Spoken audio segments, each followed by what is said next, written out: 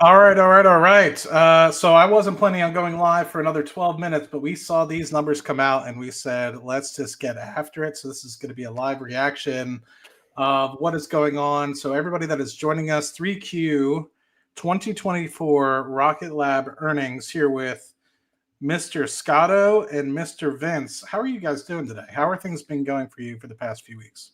Oh my God, I just want to say Rocket Lab is like 10% up on the numbers. So like actually, I haven't looked at it at all today. No, me neither. Matt is like holding back the numbers.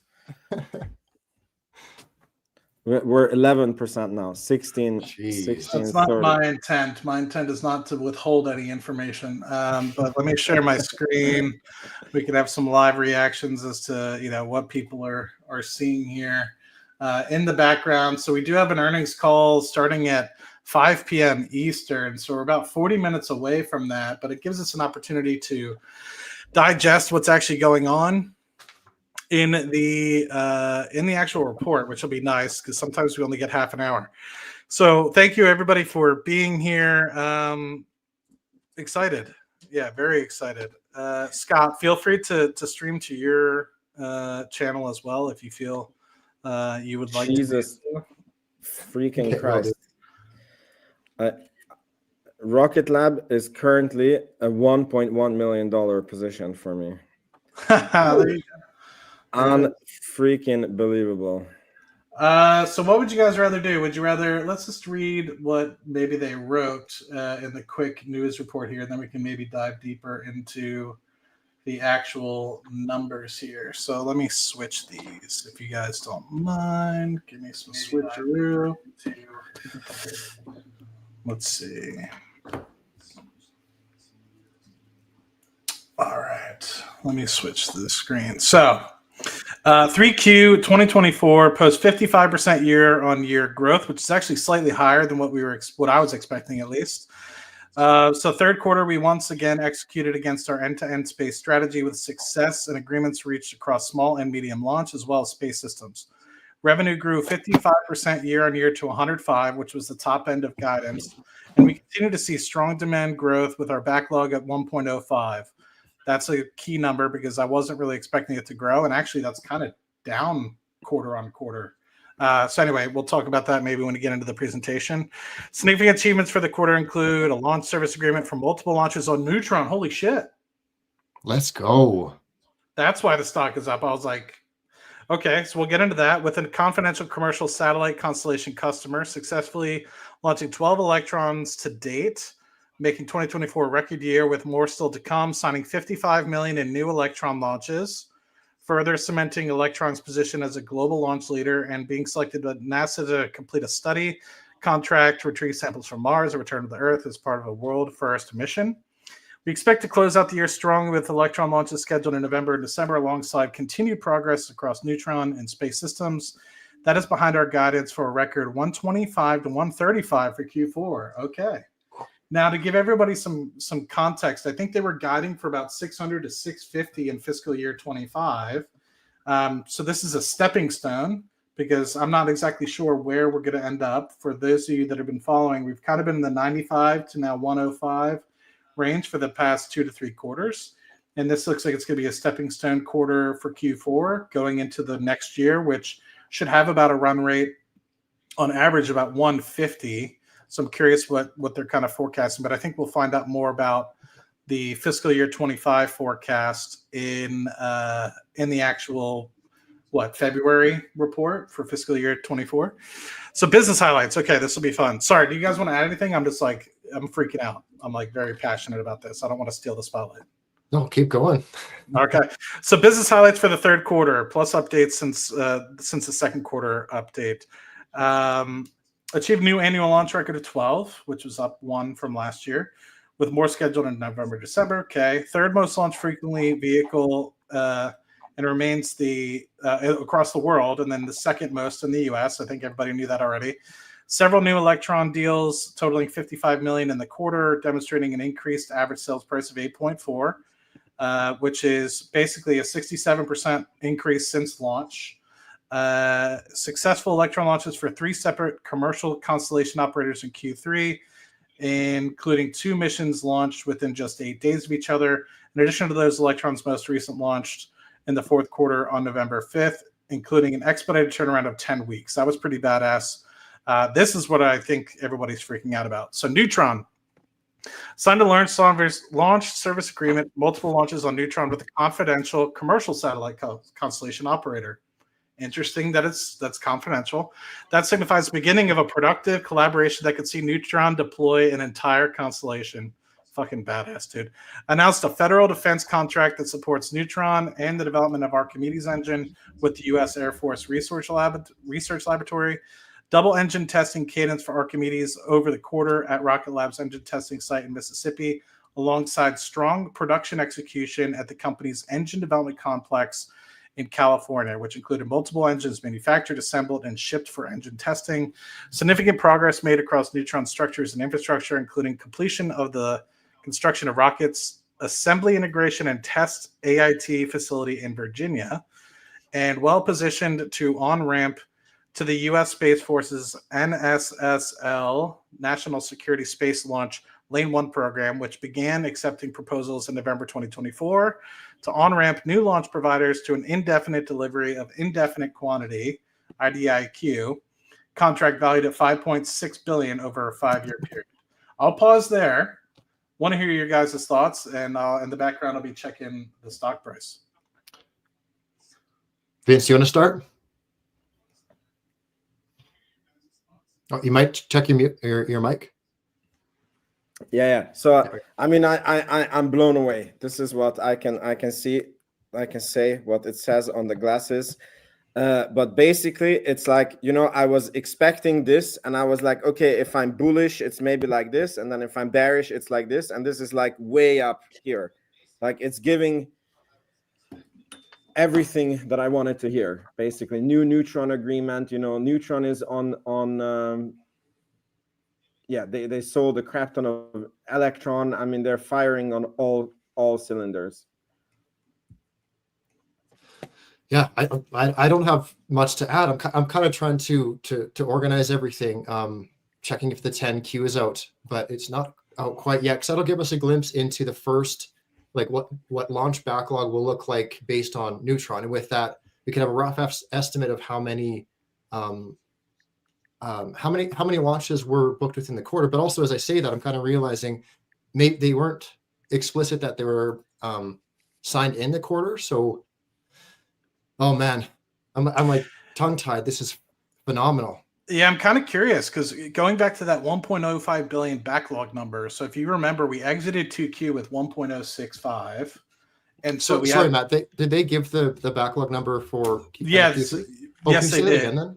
Yeah, so it was 1.05. So that's where I'm a little bit confused here, like you, right? Like, if they signed these contracts, so I'm kind of with you. Did they sign it in Q4? And so we should expect that number to kind of accelerate. But I guess when we get into the slide pack, we'll see. But obviously, you have a burn rate of $105 million, and it was at 1.065. So we burned about $15 million in there and offset, let's just say, by 90 or so million to keep it at 1.05 billion. So I'm kind of curious as well, like, that to only have increased the backlog by 90 million, it doesn't seem like all of that. It's either some of the Electron things that were signed in the quarter, which it looked like is what it was, because it looked like they signed 55 million in the quarter. But it doesn't look like, especially if you're talking about several launches, multiple launches, we've talked about Neutron being at least 55 million a launch, right? So it doesn't seem like that those Neutron launches are in the quarter. So I'm hoping we find out a little bit more as we dive a little bit deeper. As you're explaining this as well, I'm kind of looking over what I expected for Q3 end. Yeah. And to kind of hopefully oversimplify, if you take the revenue throughout the quarter and subtract the backlog that we've gained throughout the quarter, because we do know a couple launches that were signed, and a couple, like the Solero thing, that was in this quarter as well. So long story short, there's about 30 million, I guess, that was not accounted for. So that wouldn't factor in enough for even one Neutron. So yeah, like I said, as you were saying, it seems like it's probably a Q4 thing. But Yeah, I guess we'll find out more. Keep in mind also that when we asked Adam Spice about this, like he said that on the backlog, the things that are counted is like the non-cancelable orders. So meaning like it could be that you signed a contract with a customer, but you haven't gotten to the point like where they can still back out of it, right? So that can also be an option. Yeah. All right. So space systems, and then we'll hop into the actual presentation. So completed production delivery of the Escapade things to Blue Origin. So we knew that. Selected by NASA to complete the retrieve samples from Mars and return them to Earth, first of its kind mission. Completed 2 new spacecraft for Varda. Industries to conduct second and third missions to return in space manufacturing capsules to Earth. And then executed on schedule to complete the company's $515 million prime contract with the SDA to build 18 spacecraft for its Tranche 2 layer support program. And then fourth quarter guidance. So they already alluded to the 125 to 135. GAAP gross margins of 26 to 28. Non-GAAP growing by another 2%, which I'm going to be checking when we get into the actual slide pack. They guided for 3Q 30 to 32% for non-GAAP. The fact that we're going up another 2%, very good, because obviously that means potential for more profitability in the future. GAAP OPEX 85 to 86 million, so that's flat quarter on quarter. Non-GAAP OPEX about 75 to 77. That seems like it's going to be flat quarter on quarter. Net interest expense about 1.5 million, which it was up by about 500,000. It was 1 million at least from what they guided for this quarter. So we'll see if it was 1 or 1.5. And then an adjusted EBITDA loss, which is lower than what we see in Q3, probably coupled with the fact that we have higher revenue. But the adjusted EBITDA loss is 27 to 29 expected for the fourth quarter. They did increase shares outstanding by 2, 3, or 4 million shares. So there's something to kind of highlight. Any thoughts, gentlemen? No, I mean it's actually one thought is this kind of would lean towards 5 launches within the quarter. Does that sound about right to you guys? I was doing the math yesterday, so 5 launches at about 8 million. Let's just say it's about 40 million launch, and then we've been running at about that sounds about right. Maybe 6 launches if you're lucky. Okay. Because I'm thinking your run rate for space systems at the moment is like 80 to 90 million. Mm-hmm. So if you add that 40 million, you'd either get so I'm with you. Vince, any thoughts? No. I'm actually very curious about another point, but I'll ask it in a bit. We can feel free. No, because on their guidance of this 125 to 135, like Scotto did a video where he was basically calling this. I think that it like the Q4 is going to be amazing, and I'm like, how did you know? Because you're like somehow able to follow this way closer than I'm able to follow this. It's just good looks, man. It's just good looks. We're up 20%, by the way. 20%. Freaking I hate my calls. I'm curious, actually, because I guess we'll see later in the presentation the actual breakup between launch and space systems revenue as well. Yeah. Do you want to go slide by slide, or do you want me to dive deep into that first? No, we can go slide by What do you think, Scott? Slide by slide, or go directly to the numbers, or? Do you mind going to the very end just to see the guidance? Because we just kind of went over it, but I think in the guidance it will kind of break out each line. You have one more. Oh, it doesn't say. That's odd. That's wild. Normally they do. Okay. All right. Interesting.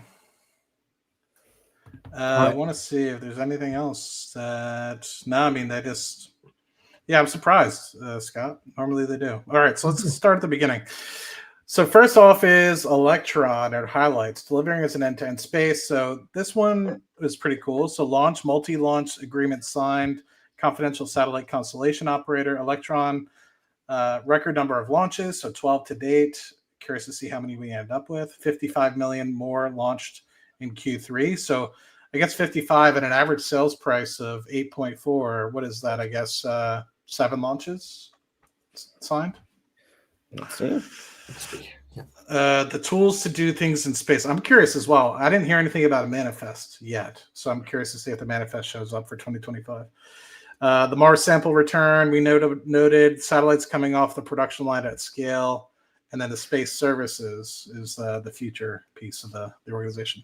Yeah. Go ahead. So just a quick comment. So the 55 launches is either 7 launches at $7.8 million a pop, which would be a slight decrease in average sales price, or it's 6 at the price of 9.1 million. That's so confusing because they said it was 8 something. I know, but so like there's a possibility that the price is going up, which means they have pricing power, or that they sold more launches at a bigger discount, which is So I guess we will see. There are a lot of legacy launches that are really heavily dragging that down as well. Like I think we have one coming up right away. I think the Capella ones are like 6.5 still. So it's going to be a heavy drag on that. Yeah. But this is like new sold, right? Like it says. No. What I'm saying is, I think it's skewing more towards the higher end than the 8.4 average that we have. I see what you're saying. It could be the 9.1 million basically. Like that's what I'm thinking. Actually, give me 1 second, because if we hop over to the launches that we do know. Feel free to share your screen if you. Actually, you know what? Press on, because I kind of have to do some math in the background. Yeah, feel free. Chime in whenever you want. I'm just gonna, and you're over here to my right, so like just say something because. Okay. So Q3 delivered strong. We already talked about the 105, which 55%, which is the top end of guidance. The 1.05 billion, which is, I want to dive closer into this because it seems light comparatively to what they're talking about, and I want to know, does that actually include just the Electron, the 55 million we were just referring to? It does not seem like it's including the several launches for Neutron, because each launch is 55, and if we talk about several, that's more than 2. That's at least 3, so that would be at least $150 million. Q4 guidance of 125 to 135, which would be record revenue. Remind me, did we do less or more than 105 in Q2? We did 110? Yeah, so I don't remember, but I think we had a couple more. It was a quarter decrease, like the Q3 on. Yeah, I just don't remember the number. Third most launched vehicle worldwide. 55 million in new launch contracts, 67% increase. I think this is what the number that's screwing me. So they debuted it at 5 million and now it's at 8.4. I think this 8.4 number is what skewed my head. Now we're talking about just when they do a launch, it's an average of 8.4, not the future launches that were signed were 8.4. So you're probably right, Vince. It's probably 6 launches at 9.1. That's pretty good. I mean, that's a very nice increase in the price. Yeah. Oh, this is cool.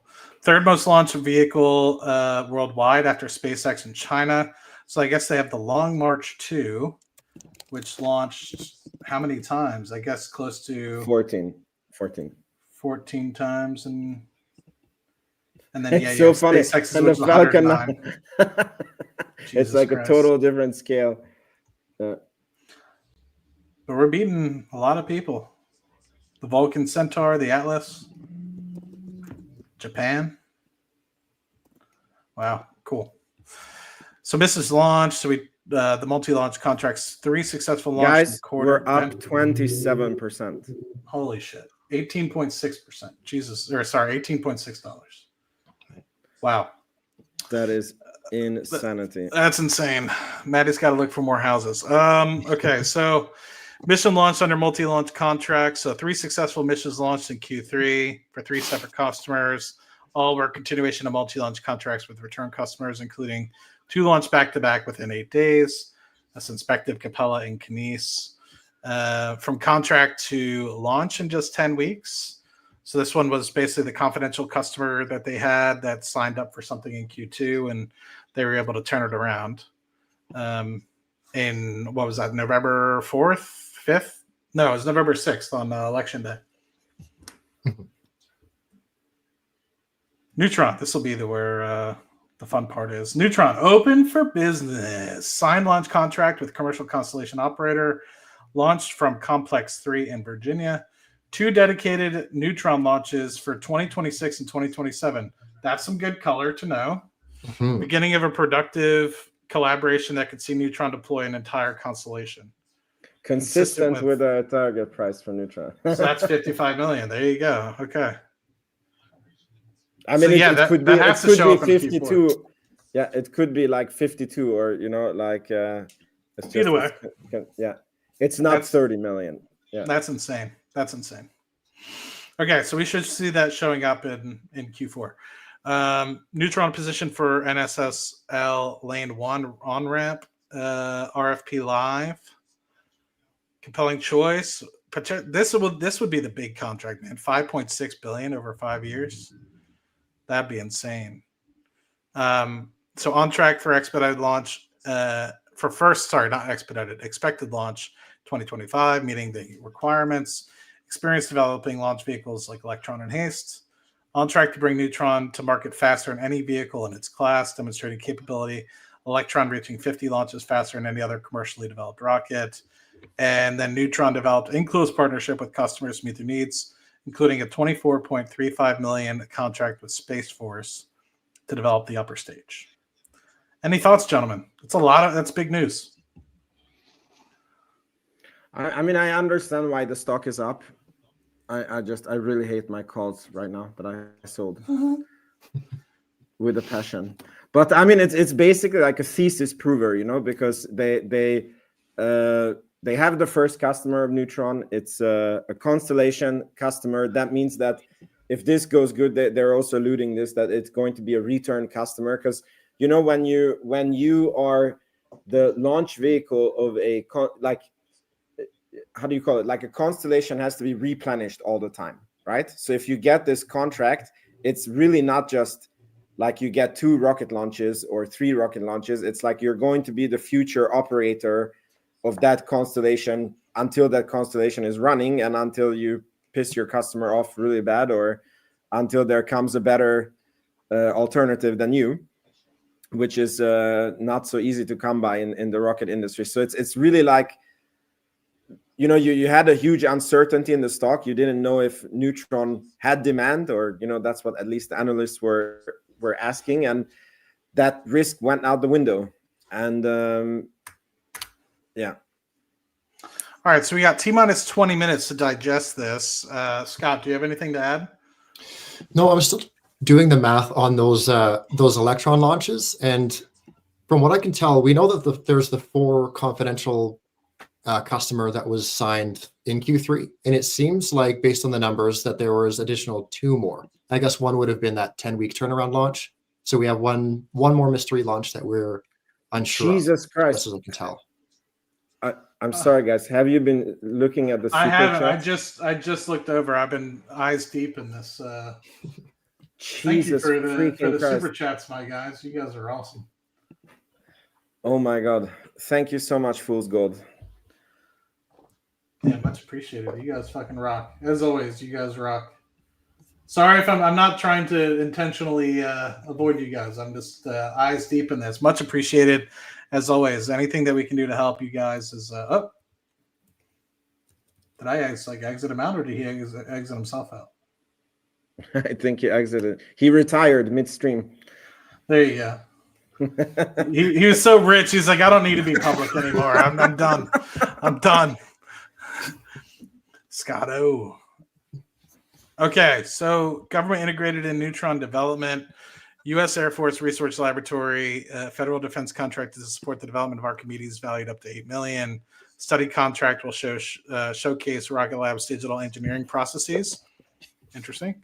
Contract further recognizes Rocket Lab and Neutron to provide for the NSSL program.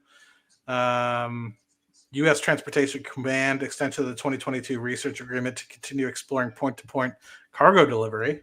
I think that's something that we should note for the future. I never knew that was even an effing thing. And then U.S. Space Force Space Systems Command, Neutron eligible for compete for missions under the OSP-4 and 986 IDIQ contract.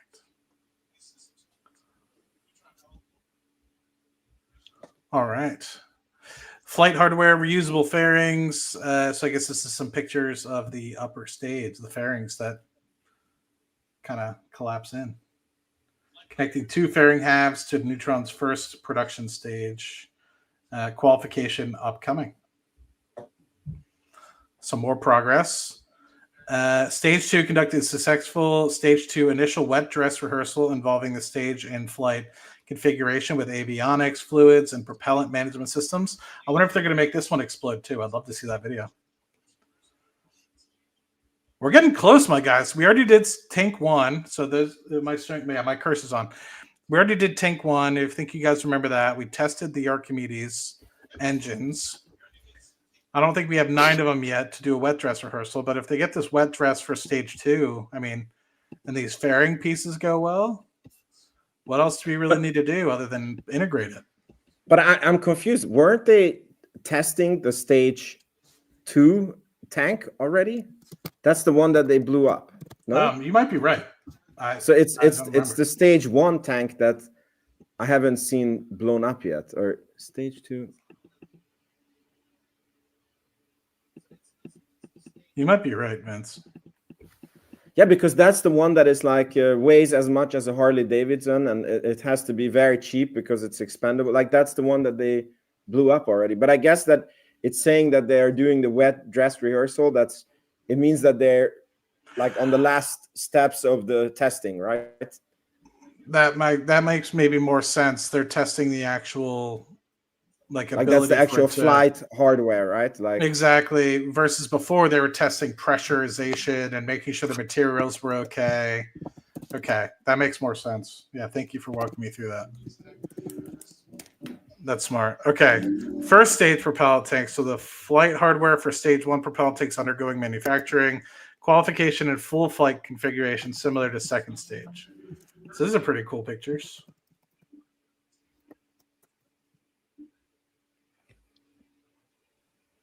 Interesting. We're getting there. Okay. Wow. Okay. Well, hopefully this is something pretty wild. So the engine testing. Rocket engine testing is never a one and done scenario. With the Archimedes engine test campaign in full swing, multiple engine tests are undergoing hot fires, tests and refurbishments at once. Engine testing cadence doubled over the quarter. Archimedes is being tested and run in steady state across multiple tests, proving its design and durability. Strong performance in line with expectations and requirements. Does that mean they've done a 2-minute test, a 3-minute test? I need to know. Guess what? We can ask them. True. Do you want to break that news, Vince? Yeah, exactly. Breaking news. So this morning I got an email from Rocket Lab that we are go for an interview after earnings. It's going to be recorded on Thursday, probably be released on Friday. So it's official now. Yeah. Details to come. So it'll be nice to get that done. Let me make sure I put Scott's YouTube in here for you guys that do not follow Scott or Vince. I think Vince, your YouTube channel is generally in my description. If it's not, feel free to plug it. But want everybody to go ahead and make sure you follow Scott because Scott is a valuable member to the community. So let's talk about the Archimedes engine production. Strong production execution throughout the quarter with multiple engines manufactured, assembled, and shipped from Long Beach to Mississippi for testing. Okay. Launch pad structure, manufactured, hold down mechanisms manufactured undergoing testing ahead of installation, 165-ton steel launch mount, fabrication in progress, installation, and the launch pad in coming weeks. So it seems like for Neutron, we'll have a lot of details in Q4, like a lot of the testing that's being done or like the integration that's being done for the launch pad structures, as well as the testing of some of these tanks. And then hopefully the introduction of some of the value coming into the backlog. Doesn't it feel like we might have a Neutron on the pad in 2024? Like the original? I don't think in 24, but I would love to. I would love it. No. I'm not saying like it will fly. I'm just saying like when you look at these drawings, it's like what is missing. Yeah. I think it'll still have to be 1Q, but you're not wrong. You're not wrong. Yeah. I mean, okay, let's look at it like this. You know, half a year ago we were worried that oh my God, you guys are going crazy on the super chats. Thank you, Curtis. Much appreciated, Hot Curtis. Yes. So, you know, half a year ago, we were like, what's happening with Neutron? It feels like they're behind. It's never going to get done. And some people were saying it's going to be 2026. And now when you're looking at this, it's like very, very well under control. And let me tell you, they would not be mass making the Archimedes engines if there was any doubt that the hot fire test I'm very sure that they have done the 2-minute hot fire test. But if there was any doubt that those engines don't live up to the technical specifications, they would not be mass producing them. Right. Let me just make sure that in the background I have the call up so we don't lose that. 2 hours. Let's see. The call is open. So let me just put that. Sorry if I'm. Play lobby music. Yes.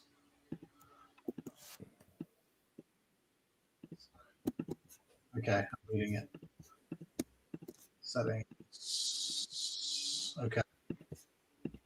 I'm still sharing this. Okay. So launch complex 3, and I can't see you because now I have the earnings call on the opposite screen. So if you guys need anything, just let me know. Completion of 2 90,000-gallon propellant tanks. This was cool when Maddie walked through this. Tanks are absolutely massive. Concrete poured for the Neutron flame trench at the launch site, and then launch installation expected in a couple weeks.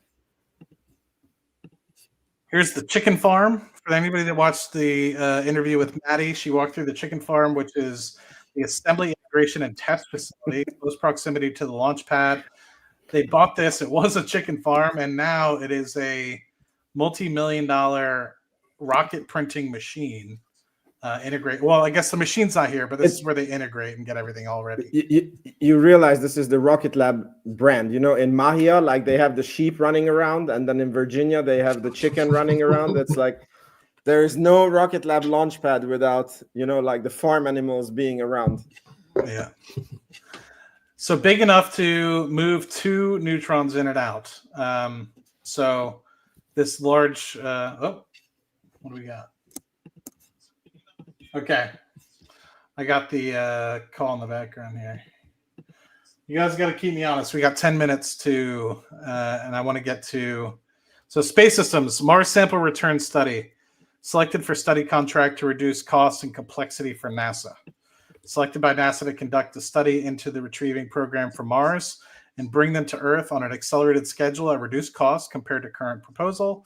One of NASA's highest priority missions, but current cost of about $11 billion and timeline of 2040 is unattainable. Rocket Lab is ideally positioned to deliver a compelling solution. Makes sense. NASA expected to decide on a new approach for the Mars sample return by end of year. Okay.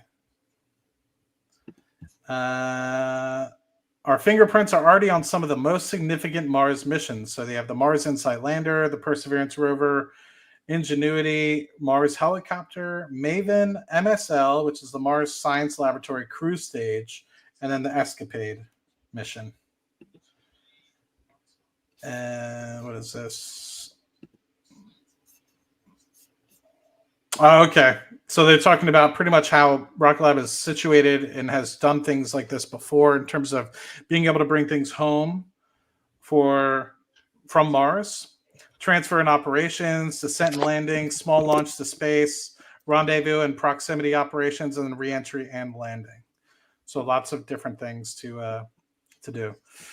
$720 million worth of spacecraft programs in production and development. So you have the Global Star contract, which I'm curious to hear. They obviously just had a contract with Apple, an investment from Apple to potentially do some more satellites. So I'm curious if that ends up showing up in Rocket Lab's door in the future. So we'll hear more about that maybe in the next coming quarters. SDA Tranche 2 Transport Layer, 18 spacecraft for the DoD. Varda space capsules, they have 4 in-space manufacturing and capsule reentries. The Escapade mission, the 2 satellites that are going to Mars. Victus Haze, which I think was a Space Force contract. The Methane Sat, they don't call it the LOX Sat anymore, so they call it the Methane Sat. Mission control setup and operations. The VIA Sat, spacecraft and mission operations / Echo. Oh no, they do have LOX Sat. So I guess they have 2. They have LOXSat and then they have Methane Sat. Got it. I find that interesting. Sorry to cut you off, Matt, but Yeah. the Methane Sat, as far as I knew, was a one-off, and that launched in March earlier this year. So I don't know if that means that they're making another one or more. Yeah, I don't know. Interesting. Or is it just the operations piece of it Could that they're be. still touting? Could be. But it says in production and development. If Yeah. it was already, you know what I mean? Yeah. Interesting. Something to look out for. Okay. Mhm. Good catch there. Satellite production at the constellation scale.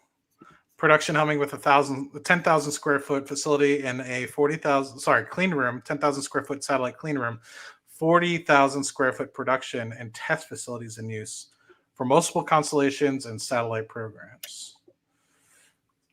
Let me see. We got 6 minutes. I don't want to get. I'll just scroll through. So 2 more spacecraft. We talked a little bit about Escapade a good bit. The SDA contract is kind of old news, but it's still great news, but old news. 2 new spacecraft ready for reentry missions. That's the BARDA that they're going to be doing. So that's somewhat old news. Mike Griffin completes term as Rocket Lab board member. Oh, okay, so Mike is completing his tenure and heading off. Good luck. Future endeavors. That's Mike. weird that they give him a slide. Yeah. And then here they have Frank Klein, the gentleman on the left, and then Ken joins the board of directors, 35 years in financial leadership at Lockheed Martin. And then Frank joins from a multitude of places, but Daimler, Mercedes, and then was it Rivian or was it was it Rivian, right? Where he expanded the growth of the Rivian factory floor. Yeah. So financials. So launch was 21 million versus, this is for Q3, 21 million versus and 46 million for space systems. Launch was about flat year over year, slightly down quarter over quarter. 4 launches versus 3. And then worth mentioning as well, Matt, is as far Yeah. as I can see, actually like full stop, this was the best margins for launch period at 28.5. Does it say that? Where does it say? Oh, I just did the 10 Qs out. Oh, okay. Hell Yeah, yes. bunch of math in the, sorry, yeah. But launch was 28.5. 28.5, yeah. And that's gap. And that was for Q3. For Q3, yeah. And that's impressive because they said the best, what they said was they get max margin at 6 launches or more for Electron, at least from what I've heard with Adam in the past. Mm-hmm. Yeah, 2 per month. That's the ideal. So sequential revenue driven by growth in space systems, particularly MDA and SGA contracts, more than offset by 1 less launch. And then Q3 margin sequential due to a mix of shift towards higher margin space systems and specifically in solar and separations. Okay, cool. Review the backlog. So 80% year over year. So it was just over, 600 million total. Looks like launches increased pretty significantly, and then space systems has obviously increased significantly.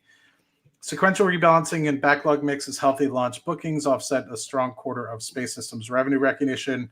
We expect approximately 50% of our ending Q3 backlog to be recognized within the 12 months. So they really need to start signing things. So it doesn't seem like they included some of the Neutron in here, which hopefully we see that in Q4. Mm-hmm. Review of OpEx. So slightly up quarter over quarter for R&D. SG&A is about flat. So it's not anything unexpected. Let's see if there's anything in here. Non-GAAP increase due to above reasons minus stock-based compensation. Okay. R&D increase to a step up in Neutron development makes sense. Ramp up of Archimedes testing makes sense.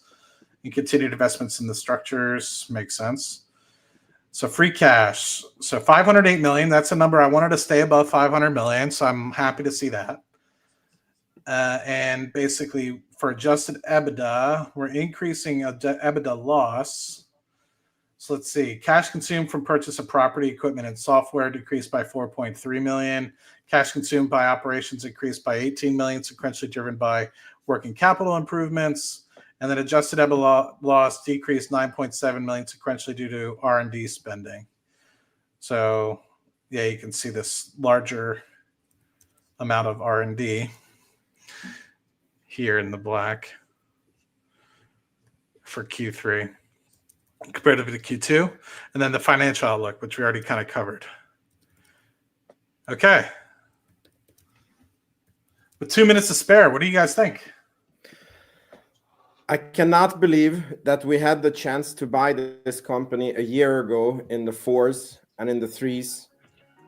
And at that time, we suspected that, we were buying a launch company and then we were getting a space systems for free. We were getting Neutron for free and we were getting the constellation for free. And it played out as we thought. And I just want to congratulate everyone who is with there. Yeah, and of course, I want to thank everybody for the wild ride. We got over 500 people between me and Vince, and then people on X, people on Twitch. Much appreciated. I know everyone is here to see Scott and Vince's good looks, and hoping that I break out in some sort of song. But excited to be here. Really appreciate everybody. It's been a phenomenal ride, and definitely appreciate the folks that contribute. Fool's Gold, Curtis, and many others that continue to contribute. It's always more fun when you see a little bit of love, because to me, I just use it to buy more stock. So it's not like I'm using it to go buy a Lambo or something like that. It's always to buy more stock. Interesting. So we got literally on the dot 4 p.m. my time Central, 5 p.m. Eastern. Any thoughts before we start this conference call? No? I gotta get in uniform. I need to get my Curtis merch that I have. 1 second. There you go. 1760 on the stock price, so we're still up 20%. And here we go for the conference call. Standing by. My name is Bailey, and I will be your conference operator today. At this time, I would like to welcome everyone to the Rocket Lab third quarter 2024 fiscal results update and conference call. All lines have been placed on mute to prevent any background noise.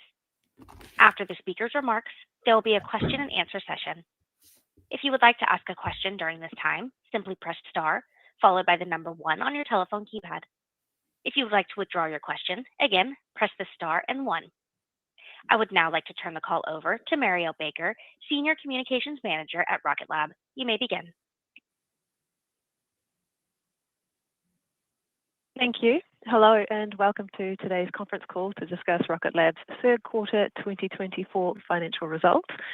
Now, before we begin the call, I'd like to remind you that our remarks may contain forward-looking statements that relate to the future performance of the company, and these statements are intended to qualify for the safe harbor protection from liability established by the Private Securities Litigation Reform Act. Any such statements are not guarantees of future performance.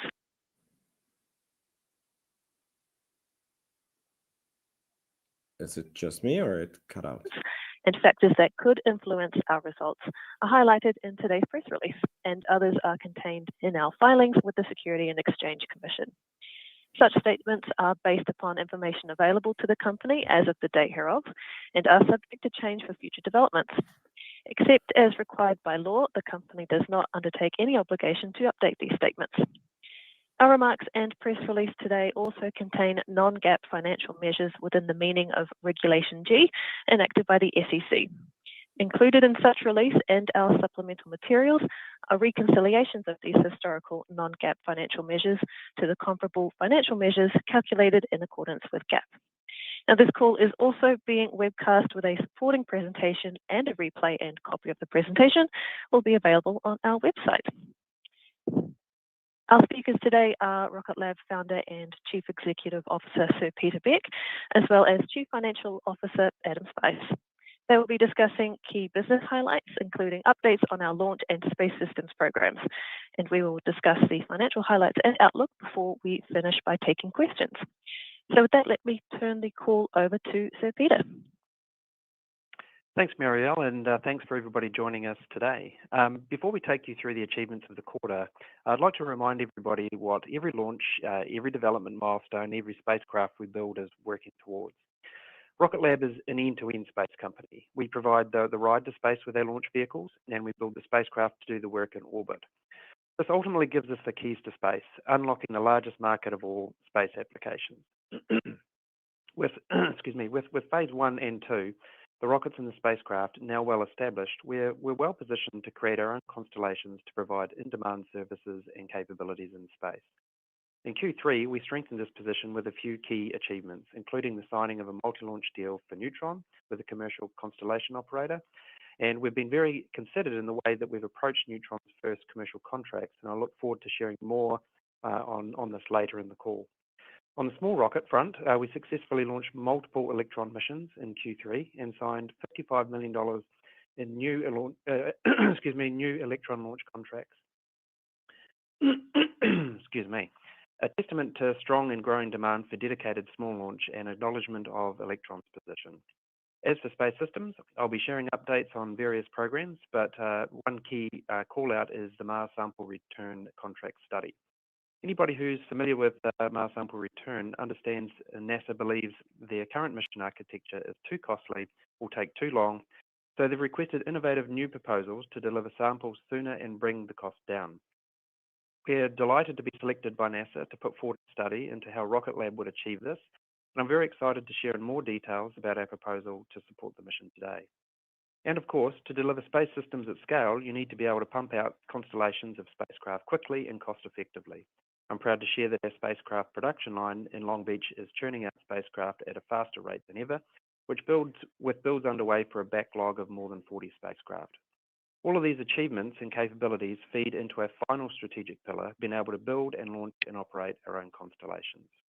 I'll address it right up front, which is that we're not ready to reveal details on what this constellation or application may be. But I think it's important to understand the strong foundation we've built up across launch and space systems to enable it in due course. Okay, excuse me. On to some quick financial highlights for Q3. We delivered another really strong quarter with positive metrics across the business. Our third quarter revenue topped out at $105 million, within $1 million of our record revenue achieved last quarter.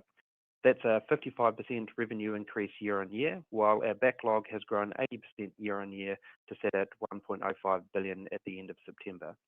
I'll let Adam dig into the numbers properly, but I think it's important to note up front that once again that we're delivering on the old Rocket Lab adage and mantra of we do what we say we were going to do across both engineering and technical achievements, but as well as financial goals. Okay, on to Electron updates. We've reached 12 missions for the year and counting, setting a new annual launch record for Electron. Only 2 rockets globally launched more than Electron, that's the Falcon 9 and the Chinese Long March, making Electron one of the most globally significant rockets flying today. Launch cadence is one thing, but doing so in a financially sustainable way is quite another. We've sold $55 million in new Electron launch contracts in Q3, but what's really important to note about is the significant increase in average sales price. This is now 60% higher than when Electron first started flying. We've brought a service to market that works, that customers need, and we've proven we can scale. The cost just reflects how rare and sought after this capability is. Just to help visualize it, here's a snapshot of the global launch cadence this year across all vehicles, and you can see Electron is right up in the top ranking in number 3 spot. Now, onto Electron launches for the quarter. We had 3 missions for 3 separate commercial constellation operators during Q3. Each of the missions are part of multi-launch contracts with return customers. Electron provides a vital sought-after service for small-sat constellation operators who want to be in control of their orbits, launch schedule, and mission parameters in a way that's just not possible on large rideshare missions. We had another quick turnaround between missions too, launching Electrons back-to-back from Launch Complex 1 within just 8 days of each other. Speaking of fast turnarounds, after Q3, we completed another record launch in record time. We launched a mission for a confidential constellation operator just 10 weeks after signing contract. This kind of speed is pretty well unheard of in the space industry. It's typical to take a year to go from contract to orbit. And of course, that causes bottlenecks and limited launch opportunities for satellite operators. Electron has plugged this gap, getting a satellite operation on orbit faster so they can test their technology sooner, begin generating revenue for constellations earlier, or collect urgent data from space on demand. I've discussed at length previously that launch is a lumpy business. It's common for customers to request delays and new launch dates, causing constant manifest shuffles. This results in an ever-changing, fluid launch schedule, but because we have a factory of rockets and 3 launch sites standing by to support, we can slot new customers in as these gaps open up quickly. Now, I'm sure the software team will laugh at me for this, but in reference to ultimate flexibility, it's a feature and not a bug of the Electron business model, especially as we collect up to 90% of the contract value for every mission before launch day, with revenue recognized on launch. So if a launch slips a month here or there, the overall impact to the business is pretty well negligible. Right, moving on from small launch onto Neutron updates. Okay, so we've signed a launch agreement with a constellation operator, which encompasses 2 very early launches on Neutron. Thanks to our proven track record with Electron, the space industry has come to expect high-performing, reliable launch vehicles from Rocket Lab. Because of this, we've worked with a lot of different customers for Neutron's first few missions, but we're in the fortunate position to be able to choose who flies first and have made a careful and considered strategic decisions around that. We see this agreement as an important opportunity that signifies the beginning of a productive collaboration that could see Neutron deploy this particular customer's entire constellation. I'm confident in these 2 launches will be the first of many more to come from this particular customer. Now, we've really been methodical about when we open the bookings on Neutron 2. It's all too common in the space industry for aspiring launch providers to sign non-binding agreements and sell missions at a loss to fund development. We know that it's better to bring a real rocket to the market first and to command a premium price. As we draw closer to Neutron's debut next year, conversations with customers and demands for launch slots have started to mature. As everyone will expect, I'm very happy to say that the contract value, this particular contract value, is in family with our standard Neutron pricing for launches. One of the programs that Neutron has been ideally suited for from day one was when we conceived the vehicle was the US's Space Force National Security Space Launch Program, or NSSL. The Space Force recently opened up the RFPs for the program's next Lane 1 on-ramp, which will see us compete to qualify for a share of up to $5.6 billion of national security launches. There is an unnerving bottleneck in the medium launch market currently, creating a risk for national security. Bringing new launch capability to NSSL is critical to increasing the DoD's diversity of opportunities, assuring access to space for national security, and with our proven track record, market-leading design, and established infrastructure, Neutron is a pretty compelling choice. We're well past the design phase, now moving into Neutron's build and test campaigns.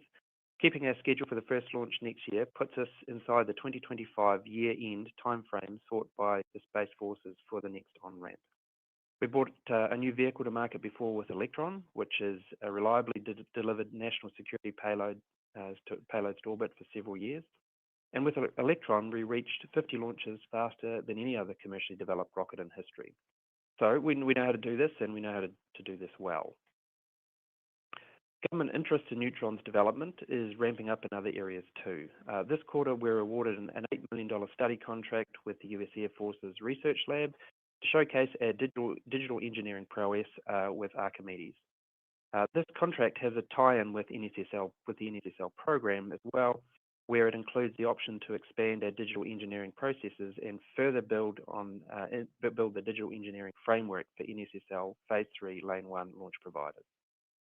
This contract is a bit of a win-win when it comes to defense industry partnerships. It not only allows the US Air Force to collaborate with industry leaders like the Archimedes team to help develop and modernize the US Air Force's engineering processes and capabilities, but it also supports smoother integration of Neutron into the NSSL program, to more efficiently and quickly provide for some of the nation's most critical missions. Elsewhere across the DoD, the US Transcom has extended our 2022 research agreement that allows us to continue to explore point-to-point cargo delivery with Neutron. And we've recently received confirmation from the US Space Force's Space Systems Command that Neutron can now compete for missions under OSP-4, a near $1 billion indefinite delivery, indefinite quantity contract that we're on ramp to a few years back. All right, moving on to now to Neutron's development progress and some of the technical milestones we've hit this quarter. We're well past the design phase now and deep into the qualification and testing of our large-scale flight hardware. Starting with the reusable captive fairing for Neutron, or as we like to call it, the Hungry Hippo. These fairing halves remain attached to Neutron's first stage for the full flight, simply opening to release the payload in the second stage before closing back and returning back to Earth with the rest of stage 1 ready for another flight. These fairing halves will soon be going through their mechanical testing before assembly and integration onto the large-scale composite panels and the 7-meter wide barrels that make up the first stage. Another big milestone was the recent successful test of the second stage. We conducted its first wet dress rehearsal in a flight configuration, going through the pressures, mechanical loads, processes, and procedures that would be seen in flight operations. Part of the test campaign included onboard avionics taking command and control of the stage and demonstrating pressurization, fill, drain, and cold flow operations. This has been one of the biggest integrated milestones yet, proving out not only the flight hardware, but also the supporting infrastructure to operate the vehicle. We have flight hardware in production for all other Neutron composite structures, including the barrels and domes for the vehicle's first stage propellant tank. All of the internal propellant management devices, the avionics, are on track for integration to the stage 1 tank before it goes through the same set of test campaign as the second stage has just done. Now on to Archimedes. We've talked about it before, our approach before with Archimedes, and how we were strategic in taking our time to bring a flight-ready engine to the test stand. That means we could hit the ground running to qualify it, rather than mess around with early prototypes needing lots of design tweaks and changes in manufacturing that would ultimately slow the program down. We've seen that strategy really pay off in these past few months. Our engine test cadence in Mississippi has doubled over the quarter, and we brought multiple engines to the test stand. The thing to point out here too is the rocket engine program is never a one and done scenario. Archimedes engines will go through short burst tests, full duration hot fires and tweaks all the way up to Neutron's first flight. So far though, we've continued to see strong performance from the Archimedes, and we're able to iterate updates rapidly, which is really where you want to be in this point in time in the test campaign. All that to say is that the cornerstone of any rocket program depends on how quickly and reliably you can scale engine production in parallel. I know I've said it before, but it bears repeating, because building your first rocket engine is hard. Building it 10, 20, 50 times and at pace that can keep up with demand is even harder. With that in mind, we continue to scale production for Archimedes at the same time that we're testing it. We've got the assembly line in California humming, with engines shipping out the door frequently to Mississippi, setting us up well to get into a good launch cadence with Neutron after first flight. A rocket program is much more than just a vehicle, of course, and its engines. Launch infrastructure is a critical component, and one of the pieces that we've had a bit of practice to, thanks to having stood up 3 pads on 2 hemispheres with Electron. Launch sites are a little bit like an iceberg. There's so much of the infrastructure that is underground or hidden in the development phase. With that now well established, we're starting to put the finishing touches on the above ground infrastructure, including a massive 165-ton steel structure launch mount that will hold down mechanisms.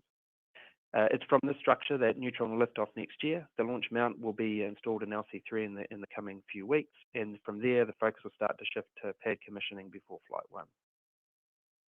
On the ground at Launch Complex 3, some really big long lead items have made their way to the pad at Wallops Island, including 2 90,000-gallon propellant tanks that were installed in Q3. Each of them is longer than one of our Electron rockets, which really helps put into perspective the scale of the works that are happening at LC3.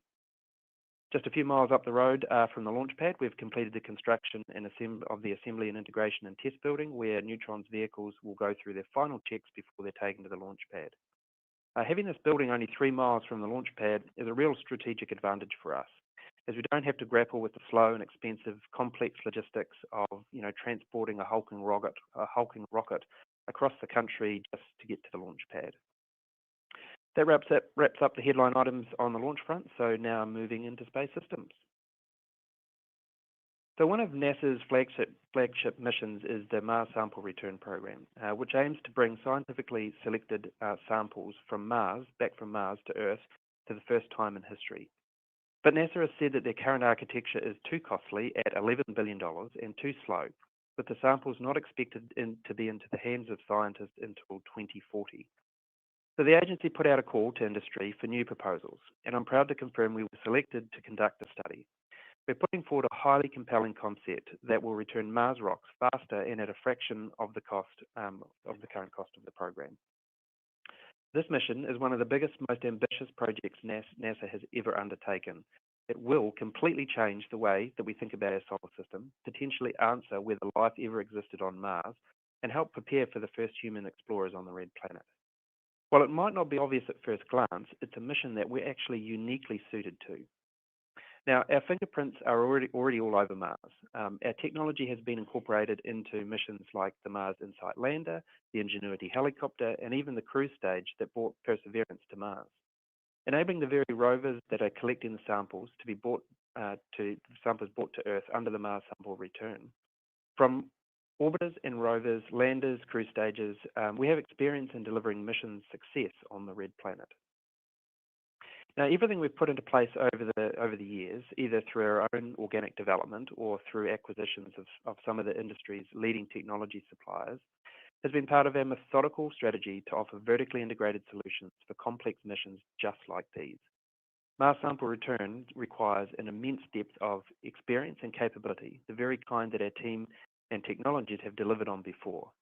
We have the expertise in building and launching small rockets from little planets.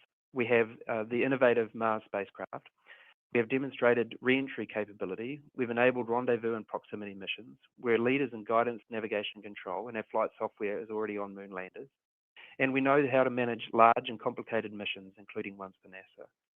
We've shown time and time again that we're disruptors in the industry who are able to conduct missions beyond Earth's orbit on a rapidly fast development timelines. And when others say they can't do it, we can do it at a fraction of the traditional cost. We look forward to delivering this once again for Mars Sample Return should our proposal make it through the selection process later this year. Now on to other updates across our space systems business. Before I dive into more specific mission updates, I want to provide a quick snapshot of just some of the various programs underway. This is just the latest lineup of spacecraft we're building right now or have already completed. Like our two Escapade spacecraft for Mars, two completely different constellation spacecraft, one for cell connectivity for MDA Globalstar, the other for national security and the Space Development Agency, and other individual technology test missions ranging from connectivity in space to cryogenic fuel storage on orbit. Beyond these missions and constellations, we continue to do strongly in our merchant space systems business with mega constellation contracts too. Some of you will remember me talking about scaling up our satellite facilities in California as we bring on new and bigger spacecraft contracts. Well, part of the benefit for us taking over the previous Virgin Orbit building for pennies on the dollar for our new engine production site was it allowed us to use that extra space in our headquarters to be converted to our satellite production facility. We're really starting to see that strategy pay dividends with production lines of our various spacecraft platforms now up and running. Without a single shovel in the ground, we've avoided all the headaches of having to build new buildings and factories from scratch and save precious time and resource in our scaling strategy. And the beauty of having all those space systems products co-located in one building, there are simple ease of integration for our teams. A technician can literally walk across the floor, hand over an avionics box to a spacecraft integration team, as opposed to waiting for months for a supplier to produce it, ship it, and then deliver it. It's really the true beauty of vertical integration for our business.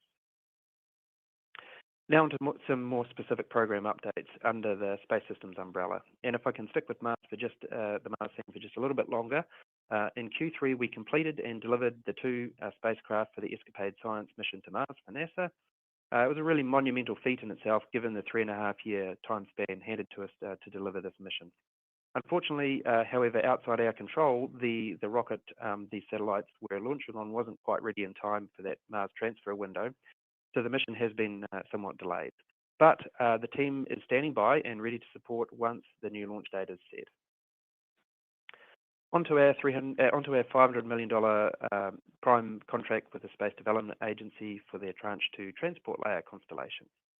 The team is hitting some great technical targets within the program. The preliminary design of the spacecraft complete. The work can begin pulling the hardware together in the clean rooms at headquarters. This progress puts us in a strong position for the upcoming solicitation of 200 satellites under the Tranche 3 of the SDA's program, a procurement process expected to begin in 2025. And finally, to wrap up, Space Systems, our next 2 satellites for Varda Space Industries have been completed and are now ready for launch. Our Pioneer-class space satellites host Varda's capsules and provide power, communications, propulsion, and attitude control for the mission. It's our first spacecraft for Varda helped bring the capsule back home from space, landing it in the Utah desert last year, with our next spacecraft set to do the same thing again, but this time over Australia, where both missions are set to re-enter the Earth's atmosphere and land in southern Australia soon after launch next year. In the meantime, the team is already working on the 4th Pioneer spacecraft for the same Varda mission. And before I hand it over to Adam, I just wanted to wrap up with a couple of personnel changes at the board and executive level for this past quarter. So Mike Griffin has finished up on the Rocket Lab board after a 4-year tenure serving the company. We're incredibly grateful for his experience and leadership, helping guide Rocket Lab's growth from a private startup to a global industry leader in launch and space systems, and really want to thank him and wish him all the best as he retires from Rocket Lab's board. But as one chapter ends, another 2 begin at Rocket Lab across board and executive level. This quarter, we welcomed Frank Klein to the team as our new Chief Operations Officer. Frank joins us with 30 years of international manufacturing experience and leadership in the automotive industry at Daimler, Mercedes-Benz, and most recently a prominent EV company. As a COO, Frank is leading our efforts to scale global manufacturing of our spacecraft, launch vehicles, and spacecraft components. And it's great to have a seasoned and experienced leader like Frank bring his wealth of knowledge in lean manufacturing and scaling to Rocket Lab. And Ken Possenried also joined us in the board of directors this past quarter. He joins Rocket Lab after a 35-year career at Lockheed Martin in financial leadership positions, including serving as the Space Prime's Chief Financial Officer. Ken's deep aerospace and defense industry experience, combined with his financial leadership, adds to even more horsepower on an already impressive board lineup, and it's fantastic to have him on board to help us shape the future. So with that, I'll hand it over to Adam now to provide further commentary and to discuss our financial highlights and outlook. Over to you, Adam. Great. Thanks, Pete. All right. Third quarter 2024 revenue was $105 million, which was at the high end of our prior guidance range and reflects significant year-on-year growth of 55%, driven by strong contribution from both business segments, but led by Space Systems. Our Launch Services segment delivered revenue of $21 million, in line with our prior guidance. Our current backlog continues to support our 2024 target average revenue per launch of $7.5 million, with some quarterly variability tied to volume purchase commitments, launch location, and mission assurance requirements. Our Space Systems segment delivered $83.9 million in the quarter, near the high end of our prior guidance range of $79 million to $84 million, reflecting sequential growth of over 9%, driven primarily by a strong quarter from our space solar business. Now turning to gross margin. GAAP gross margin for the third quarter was 26.7%, in line with our prior guidance range of 25 to 27%. Non-GAAP gross margin for the third quarter was 31.3%, which was also in line with our prior guidance range of 30 to 32%. Relatedly, we ended Q3 with production-related headcount of 964, up 50 from the prior quarter. Now turning to backlog. We ended Q3 2024 with $1.05 billion of total backlog, with launch backlog of $326 million and Space Systems backlog of $721 million. Relative to Q3 of last year, total backlog increased 80%, or $465 million, primarily due to our $515 million contract award to build 18 spacecraft for the SDA, and we won last year. Sequentially, there's a slight remixing of our backlog as a result of particularly strong bookings in our launch segment. We continue to cultivate a healthy pipeline, including multi-launch deals and large satellite manufacturing contracts that can create lumpiness in our backlog growth, given the size and complexities of these opportunities. We expect approximately 50% of current backlog to be recognized as revenues within 12 months. Turn to operating expenses. GAAP operating expenses for the third quarter of 2024 were $79.9 million, up $9.5 million sequentially, which was at the low end of our guidance range of $80 million to $82 million. Non-GAAP operating expenses for the third quarter were $68.7 million, up $10.2 million sequentially, which was also at the low end of our guidance range of $69 million to $71 million. The sequential increases in both GAAP and non-GAAP operating expenses were primarily driven by continued growth in headcount and prototype spending to support our Neutron development program, related infrastructure IT support for Neutron, and our SDA satellite contract. In R&D specifically, GAAP expenses were up $7.8 million quarter on quarter due to Neutron prototyping, materials, and headcount growth. Non-GAAP R&D expenses were up $8.1 million quarter on quarter, driven similarly to GAAP expenses. Q3 ending R&D headcount was 776, representing an increase of 103 from the prior quarter. In SG&A, GAAP expenses increased $1.7 million quarter on quarter, largely due to an increase in outside services related to legal and IT, with IT spend largely related to security and cyber requirements under our SDA contract, and legal spend driven by a range of corporate initiatives, including corporate development, as we continue to look to scale the business organically and inorganically. These legal and IT increases are paired with an increase in staff costs.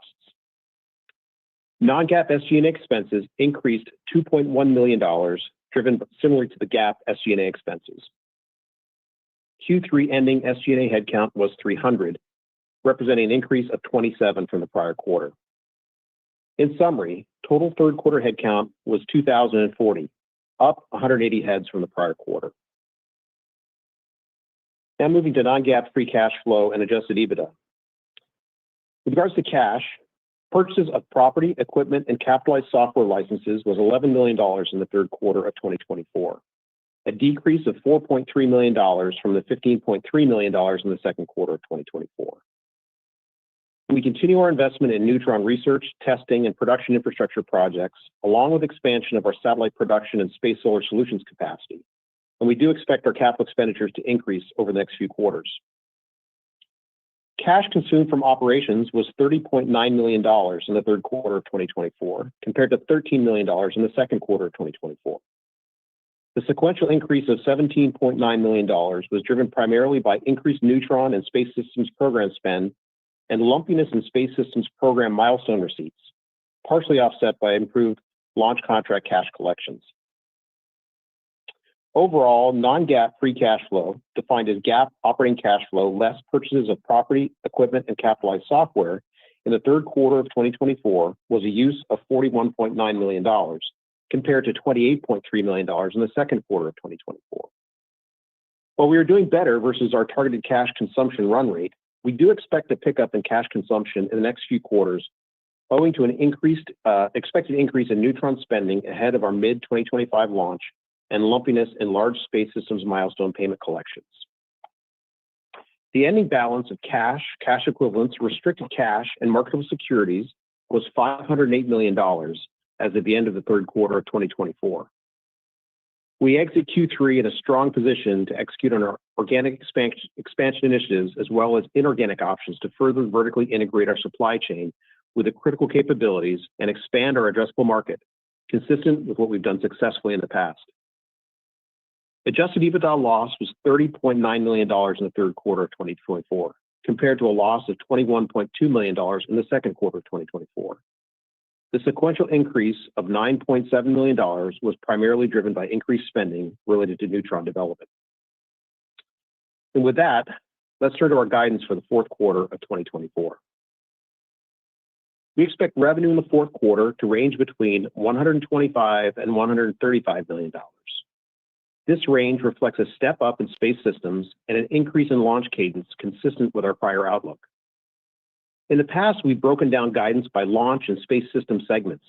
However, we found it difficult at best to predict launch customer readiness within a quarter, and believe that providing a single top-line guidance number is more appropriate at this time, given the resilience we've witnessed as a result of the expanded diversification of our business. That said, we'll continue to report actual revenues and related gross margins of launch and space systems as distinct segments. We expect fourth quarter GAAP gross margin to range between 26 to 28%, and non-GAAP gross margin to range between 32% to 34%. These forecasted GAAP and non-GAAP gross margins reflect improved mix within our space system segment, primarily within satellite manufacturing, as well as better overhead cost absorption in our launch business.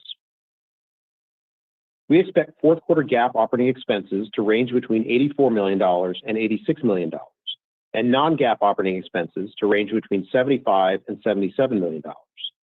The quarter-on-quarter increases are driven primarily by continued Neutron investment in the staff costs, prototyping, and materials. We expect fourth quarter GAAP and non-GAAP net interest expense to be $1.5 million.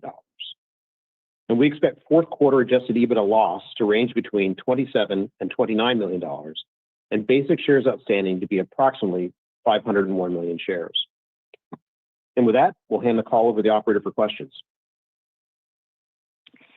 At this time, I would like to remind everyone, in order to ask a question, press star and the number 1 on your telephone keypad. Your first question comes from the line of Andre Shepard with Cantor Fitzgerald. Your line is open. Hey, everyone.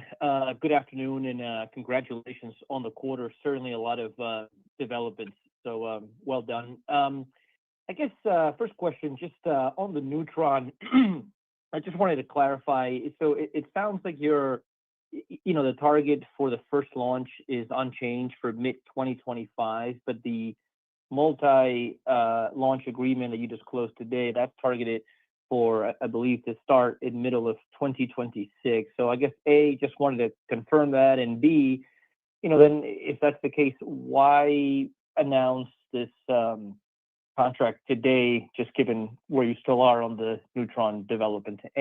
Any color there would be helpful. Thank you.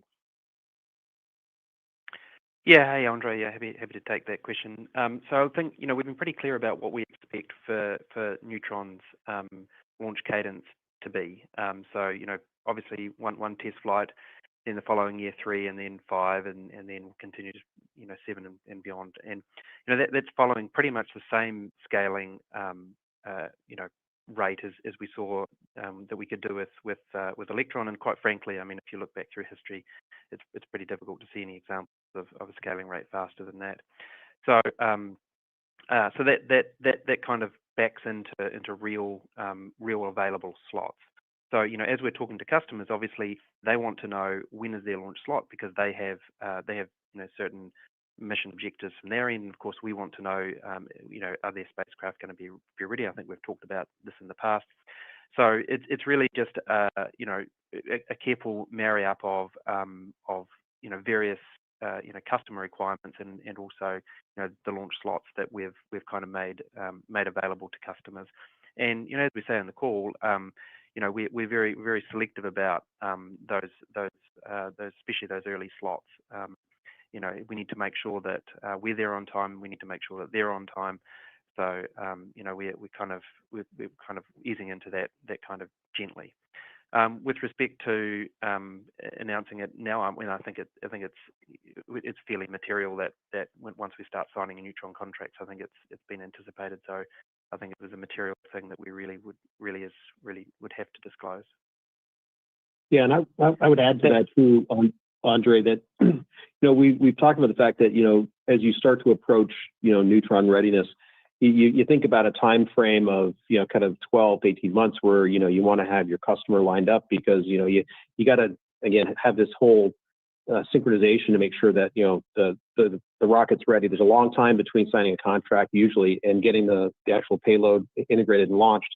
So I think the timing roughly worked out to that. And then I also think it's important that what we've also said, and I think Pete's been very, very consistent in this, that we're not going to be selling heavily discounted Neutron launches just because it's a new vehicle. We bring a lot of heritage to this market because of the 54 successful launches that we've had with Electron, And so it's really did put us in a really good position to, again, not be out there kind of, having to do heavily discounted launches just to gain credibility. So I think this was definitely an important milestone for the company to reach, and we're very happy to be able to announce that today.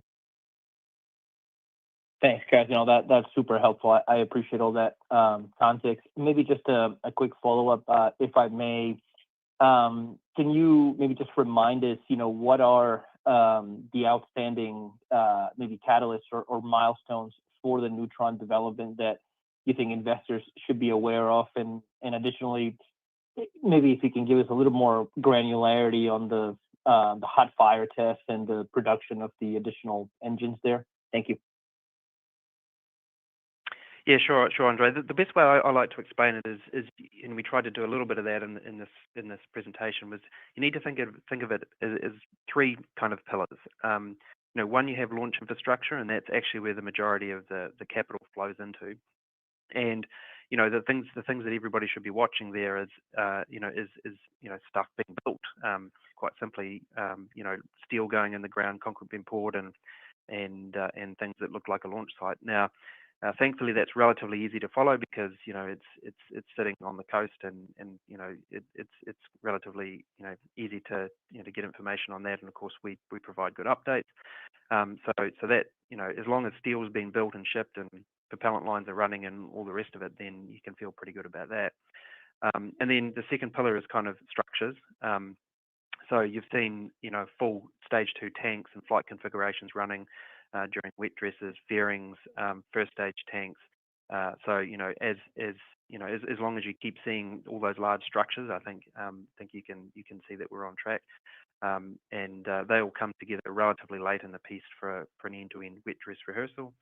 And then with Archimedes, we're in a test and qualification campaign. So what we're doing with that engine is we're finding, it's called a run box basically, is we're finding all of the operational conditions of that engine and defining what they are. So we have a kind of a desired run box, and then we'll have an actual run box. And what we're looking to do is changing various intake pressures of the propellants and various operating points and really understanding the engine and what kind of idiosyncrasies it may or may not have. So the hot fire campaign reached a really important milestone last quarter where we put a production engine that was full of all production components, valves, hardware, software, and we took it to over 100% throttle level. So I think that was a really important milestone. So working from that, it's just all about accumulating test time, putting the engine into unknown conditions, and continue to evolve the engine and increase its performance over time. And I sort of made comment in the script here that like an engine program, it's a long process. Yep, you can make fire and you can achieve kind of preliminary targets and milestones, but you're always looking to improve either manufacturing or performance or reliability of an engine over many years. So I think we're in a good spot, but those are the three things for folks to track. Wonderful. I really appreciate all that color. Congrats again on the quarter. I'll pass it on. Thanks, Andre. Your next question comes from the line of Edison Yu with Deutsche Bank. Your line is open. Hey, thank you for taking our questions, and also congrats. I know you're not saying too much on the Neutron award, but maybe I could kind of ask from a different perspective. Can you provide any context in terms of what you won relative to if the customer had already placed the launch with someone else and they switched to you, or do they have other kind of maybe like soft contracts out there with other launch providers? Good question. I know you're saying you could launch the whole thing. Just some context around currently what is the piece that you have. Yeah, I mean, look, we probably can't say too much, but it's a customer that that we know, and as I mentioned, we were very strategic in these especially these early launches about who we want to almost essentially partner with on these early contracts. So look, I mean, it's not my business to get into their kind of business, but needless to say, we were happy with happy with that particular customer, and it's a good customer for the stage and phase of the program.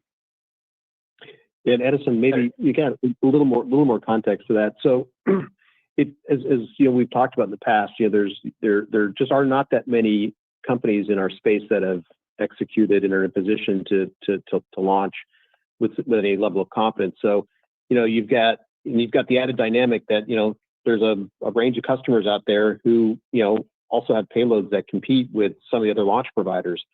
And at this point, we feel probably more comfortable launching with somebody they don't necessarily compete with. So I think that plays into a lot of the discussions that we have. And, I would say that, the market remains pretty robust as far as demand is concerned. When you look at the people that have capacity, a lot of that capacity has been spoken for.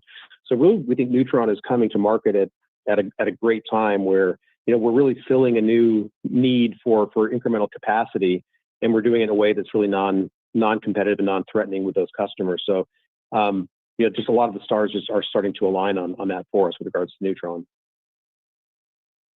Understood. Then a follow-up question, a bit longer term. Obviously, you got Frank on board now, and he comes from the automotive industry. And curious if you could maybe dimension the kind of scale you're looking for. Obviously, automotive is orders of magnitude higher scale than aerospace. Is Frank really coming on board to kind of take you to that much higher level, or more to kind of get the existing backlog up to speed? Yeah, look, a bit of both, Edison, and we have some components that are at low scale, like Mars spacecraft are never going to be produced at high scale, and then we have other things like reaction wheels where we produce thousands a year of. But the one thing about production, and I can attest this, is that it all looks the same, whether you're building whether you're building a car or a spacecraft or a rocket. The production fundamentals are always the same. Now, yeah, of course, the numbers that roll off the end of the production line, differ, but all the manufacturing techniques and good practices remain the same. And we've done a great job here, and the team's done an amazing job here at scaling. But as we look to move even further up that curve, bringing someone on with there's just such deep experience, not just within production scaling, but within operations. It was just kind of the right time for the company to create that position. Fantastic. Thank you. And your next question comes from the line of Matt Akers with Wells Fargo. Your line is open. Yeah, hey guys, good afternoon. Thanks for the question. I wanted to ask about space services. You guys kind of teased that on slide 4. Just curious, I know you don't want to reveal what that could look like yet, but just curious what kind of time frame you had in mind. It seems like kind of the phase 1 and 2 are in pretty good shape. So I guess to move to phase 3, I mean, do we need to get Neutron sort of at a higher production cadence? Are there maybe more parts of the portfolio to fill in? Just curious how you think of kind of the timing there. Yeah, thanks, Matt. So look, everything is irrelevant without a reusable high cadence launch.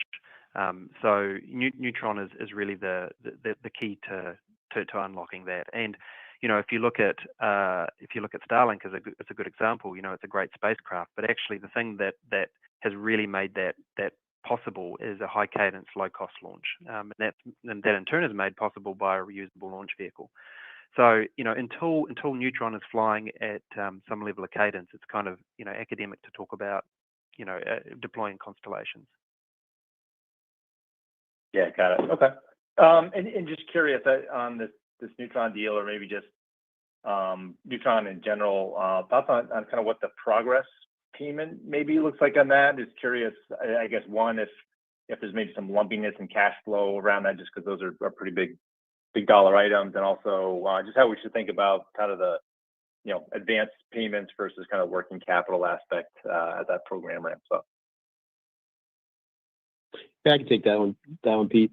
So each we have a fairly standard, launch services agreement that we've obviously used many times with Electron, and we're leveraging most of that forward on Neutron.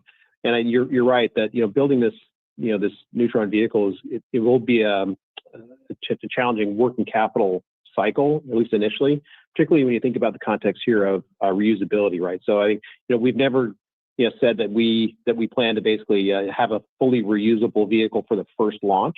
So as we kind of work our way towards full reusability, we'll be getting more kind of benefits from a working capital perspective as we do that. But the first few launches here are certainly going to be cash consuming. So you can think about the structure. Most of these LSAs have a deposit, and then there's milestone payments. And if you look at our Electron business, typically we've collected about 60% of the contract value by the time we actually start building the rocket. This might be a little bit different because we're at the very early stages of kind of transitioning from R&D into production. But you can think of Neutron should look very, very, very similar to what we've kind of disclosed and kind of produced in our results as we have with Electron. So nothing too unusual with this one. It's just it's the first few rockets out of the chute. So we got to go through that transition period. And as we experienced also on Electron, the Electron came out initially with not kind of target margins, obviously, but as we kind of build towards that, I think that there's a combination of the fact that we'll be collecting payments against milestones in the contracts, but also getting production efficiencies and ultimately reusability, which is the real key to kind of getting Neutron to its target model, which we think will look very similar to the long-term model for Electron. So hopefully that gives you a little bit of context.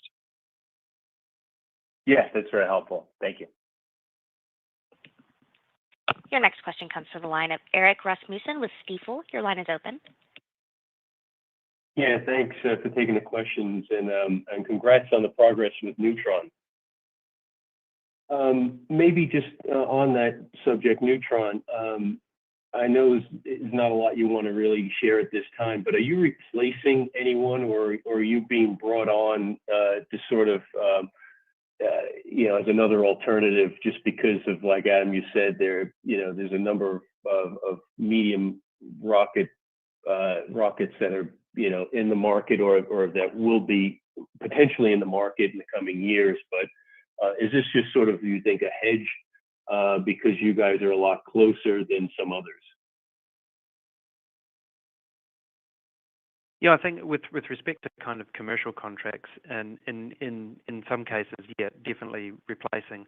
I would say that Eric, in the NSSL world, it's bringing on new providers. I think if you look at the last NSSL Lane 1 Phase 3 award, 100% of that award went to one particular launch provider because there was nobody else. So in some cases it's replacing, and in some cases it's just being brought on as a new alternative. Okay, and then you stated that the ASPs, you're going to be pretty firm on pricing. Is that the 50 to 55 million that you initially talked about, and that's sort of where things have settled maybe for these two dedicated missions? And it says you're starting in mid-26. Would both of those potentially happen in 26, or how should we think about sort of timing, assuming you do meet the mid-2025 for your first test launch? Yeah, I mean the launch pricing, as we pointed out, is that was a really important thing for us, and I think as I've said, I made, well, I kind of had to, but with Electron, it took us years to flush out bad kind of contracts with respect to ASP. So no, this contract is in line with our previously discussed ASP for Neutron, and then on the we're selling real slots with real launch windows. So we kind of somewhat at the bequest of the customer. So so the 26 timeframes for those launches are the customers driven requests. Gotcha. Maybe just staying with launch. You're sitting at 12 launches year to date. You previously gave a range of 15 to 18. You have another one slotted in the coming weeks at the earliest. You would need sort of 4 in this quarter to get to the bottom of that range. But do you still feel like that's a viable range for you, the 15 to 18 where we sit today? I appreciate you not giving specific guidance on that, but I just want to get a sense of your confidence level on that prior guidance of 15 to 18. Well, I mean, if you recall at the start of the year, we thought we were going to do 22, but that so I'm always a little bit gun shy on this these days. But no, I think we've got certainly a very busy fourth quarter, and at this stage, the customers are looking good, so I think we'll be within that range. Okay, and then just on the NSSL, I just want to clarify the RFPs that opened up pretty recently within the last 2 weeks. Does that mean you'll be available for this particular one, or it's the next cycle because of the time frame of Neutron at the earliest of mid-25?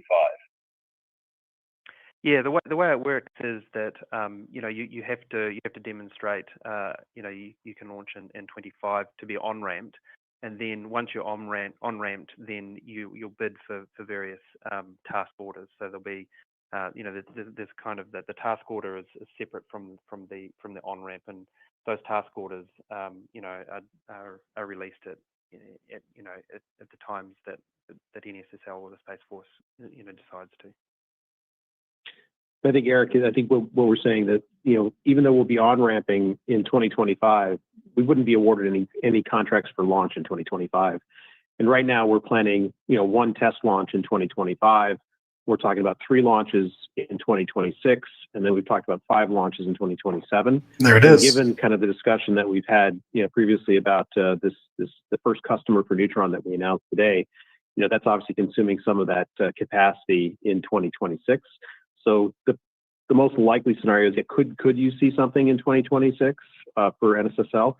It's a possibility, but it's probably not the most likely scenario. That probably looks more like a 2027, but never say never.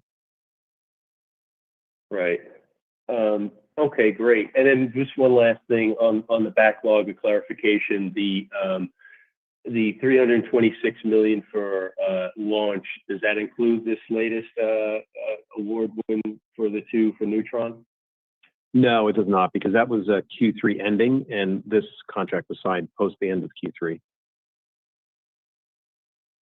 Great. Okay. I'll jump back in the queue. It'll show up in our Q4 backlog. Great. Thank you. Your next question comes from the line of Suji Desilva with Roth Capital. Your line is open.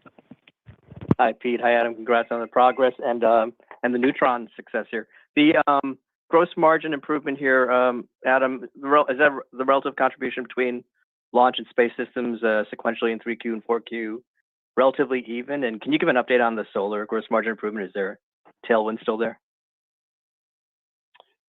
So the gross margin percentages are actually pretty close across. I mean, they're pretty consistent across launch and space systems right now. That's just a function of kind of, again, where we are in the margin improvement path for the launch part of the business, and then just kind of where we are in mix within space systems.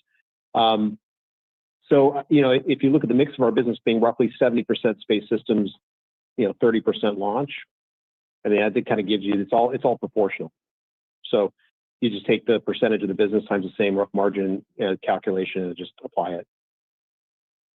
Okay. And then on solar, Adam, does that remain a tailwind? So solar is, solar's actually been progressing. It's a little bit slower than we thought. We've talked about that on some prior calls where, we expected to be at target margins within, which was, we said about 30% non-GAAP gross margins for that business within 2 years of the acquisition. So we acquired that business in early 2022. So we're a bit behind, but we're making steady progress. I would say when we look at our backlog for that business, we're really not booking. I can't remember the last time, maybe Pete can correct me, I can't remember the last time that we've actually booked business lower than our target gross margin. So it's all about kind of replacing, flushing out some of that older. In fact, there's really just one bad contract in the mix that we inherited. Unfortunately, it was a large part of I think it was almost $100 million of the $150 million backlog at deal close that came along that was, basically essentially at zero margin. So as we build the new business at target margins or better, that's starting to flow through now. And we're seeing that come through in a little bit more profound way. And so I think that, I think we all have actually probably more conviction now about getting to that 30% better target gross margin for that business. It's just taken us a little bit longer. And so I think, it's also not too dissimilar to our launch business, where it's a very kind of fixed cost oriented business. So when you have a good quarter where you're shipping a lot more product, you get the benefit of that overhead absorption. And so, as we mentioned earlier, and we mentioned in our prepared remarks, the solar business was particularly strong in Q3. Okay, great. And then my other question's on the launch business. I understand that Neutron's going to add to the backlog this quarter, but Electron growing $55 million. I'm just wondering how that compares to the last few quarters. Is that kind of in a range, or is it accelerating? And what the drivers, if it is accelerating, are? Is it ASP trending up, or any color there would be helpful?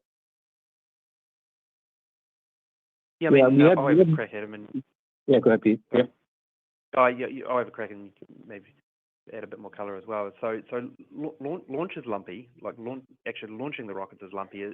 So is the contracts, and we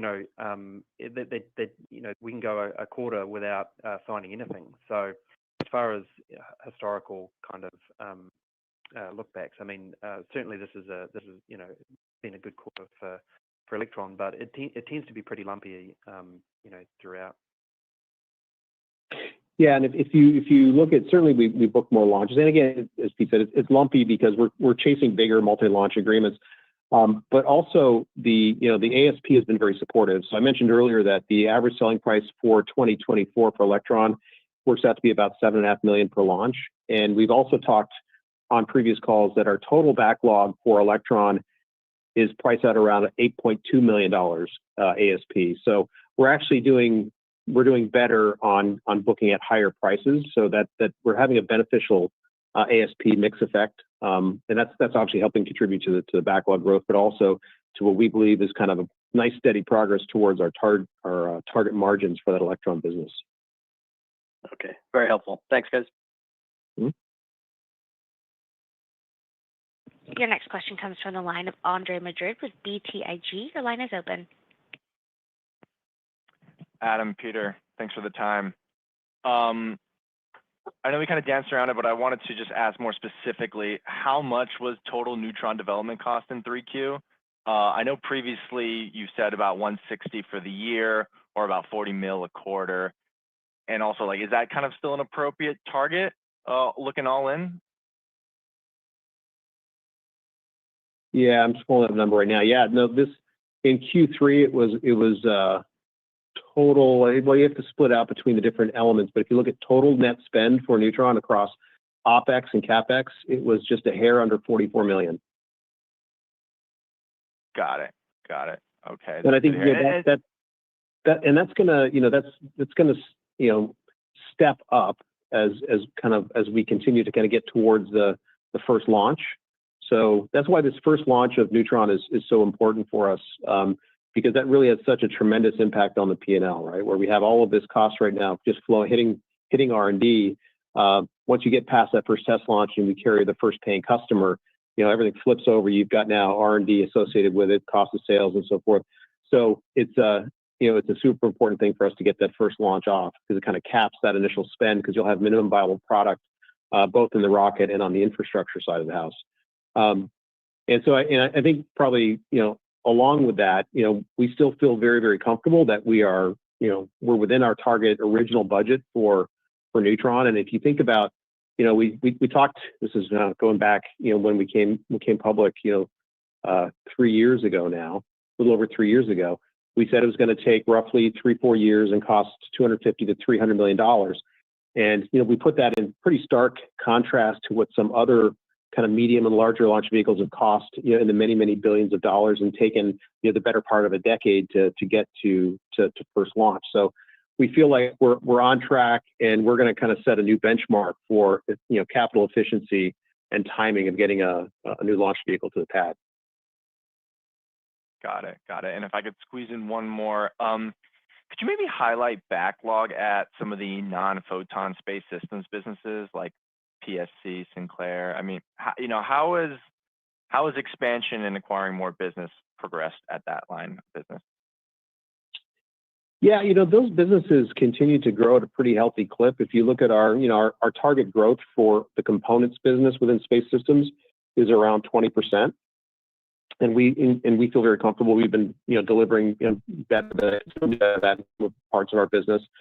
I would say that, of our components businesses, Sinclair's probably had, experienced the most recent growth.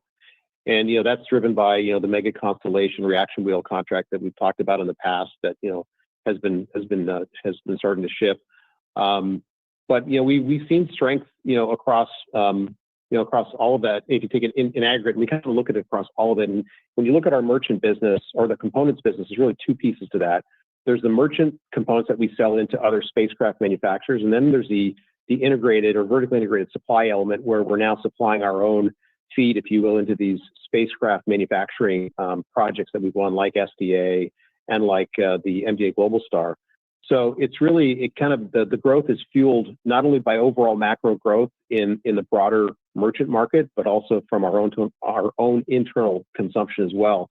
So we feel really good about, continuing a 20% CAGR for that business. I think, some will be stronger than others, right? Like this year, I said we're having more strength in Sinclair, and that probably continues through next year. And then, as we look forward into 2025 and 26, based on a lot of these big programs, we're going to have very good years for our solar too, because, we're dedicating a significant amount of our capacity to internal programs. And overall, it's actually has a very healthy kind of roadmap, I would say, for gross margin as well. If you look at the components or subsystems business, that's kind of already in the I call it low to mid 40s non-GAAP gross margin. And we think there's some upside to that. And then there's just the kind of a little bit of the offset where you have these bigger, program gross margin models that are kind of more towards, call it 30%.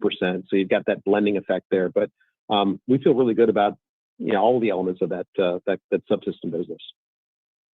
And since you brought it up, what's the mix between what goes in-house for components versus what's, delivered as a merchant supplier? And do you guys have a target mix for space systems, I guess? Yeah, that's a good question. I don't have that data at the tip of my fingers, and I don't really want to try to guess on that. I mean, I think for some of the businesses we have a little bit more visibility. So I'd say, for example, I think in our solar business, I think our internal capacity consumption right now is probably only about 10%. So 90% is going out to the merchant market, to a lot of the people that sell into the national security market for these exquisite systems. When you look at the separation systems business, for example, we sell much more externally than we consume internally, just the fact because it's one of the most predominant separation systems that flies on basically all rockets.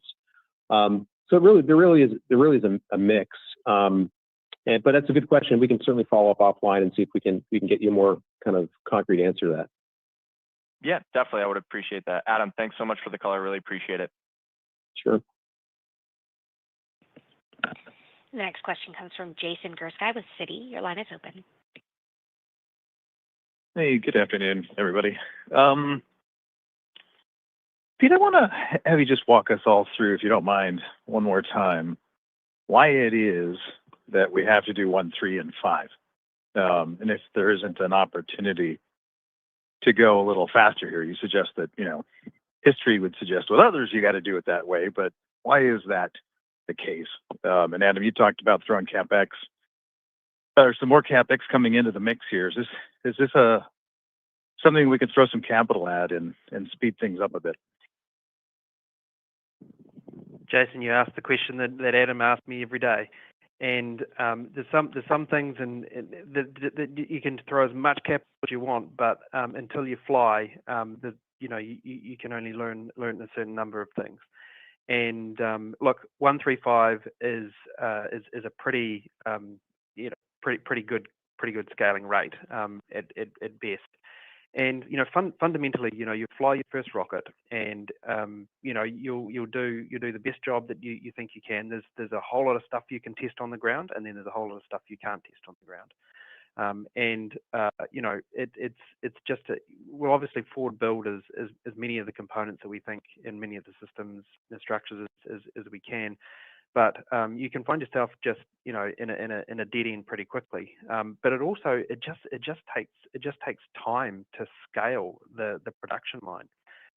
And we've tried to front end it as loaded as best we can. With the engine production line, generally the engines are the longest pole in the tent from a production perspective. So we've really leaned into that. So hopefully we can do better. But it just takes time to put one on the pad and commission it and learn from it, and then roll those iterations into the next vehicle.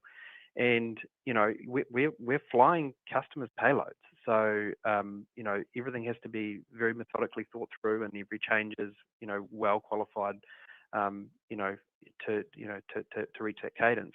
I guess it might be a slightly different story if you had no customers and you just threw everything at it and had a different risk posture. But we're looking to get into commercial operations as quickly as we can. So when you're flying a customer, you can't just kind of be fast and loose. You have to be very methodical in any of the changes that you roll in. So and we just don't want to be unrealistic with what's been what can tangibly be delivered. But Jason, I'll be asking Pete that question every day going forward as well. So sorry about that. Yeah, if you can do it on my behalf, I appreciate that. Yeah. And then Pete, look, 1, 3, and 5. Okay, so we've got 6 launches, one's a test. But as you look at the pipeline, I mean, over that time period, if you had more capacity, is there more demand out there? I just want to, and maybe strip out the national security launch, just on the commercial side of things. I'm just trying to get a better gauge of supply and demand equilibrium.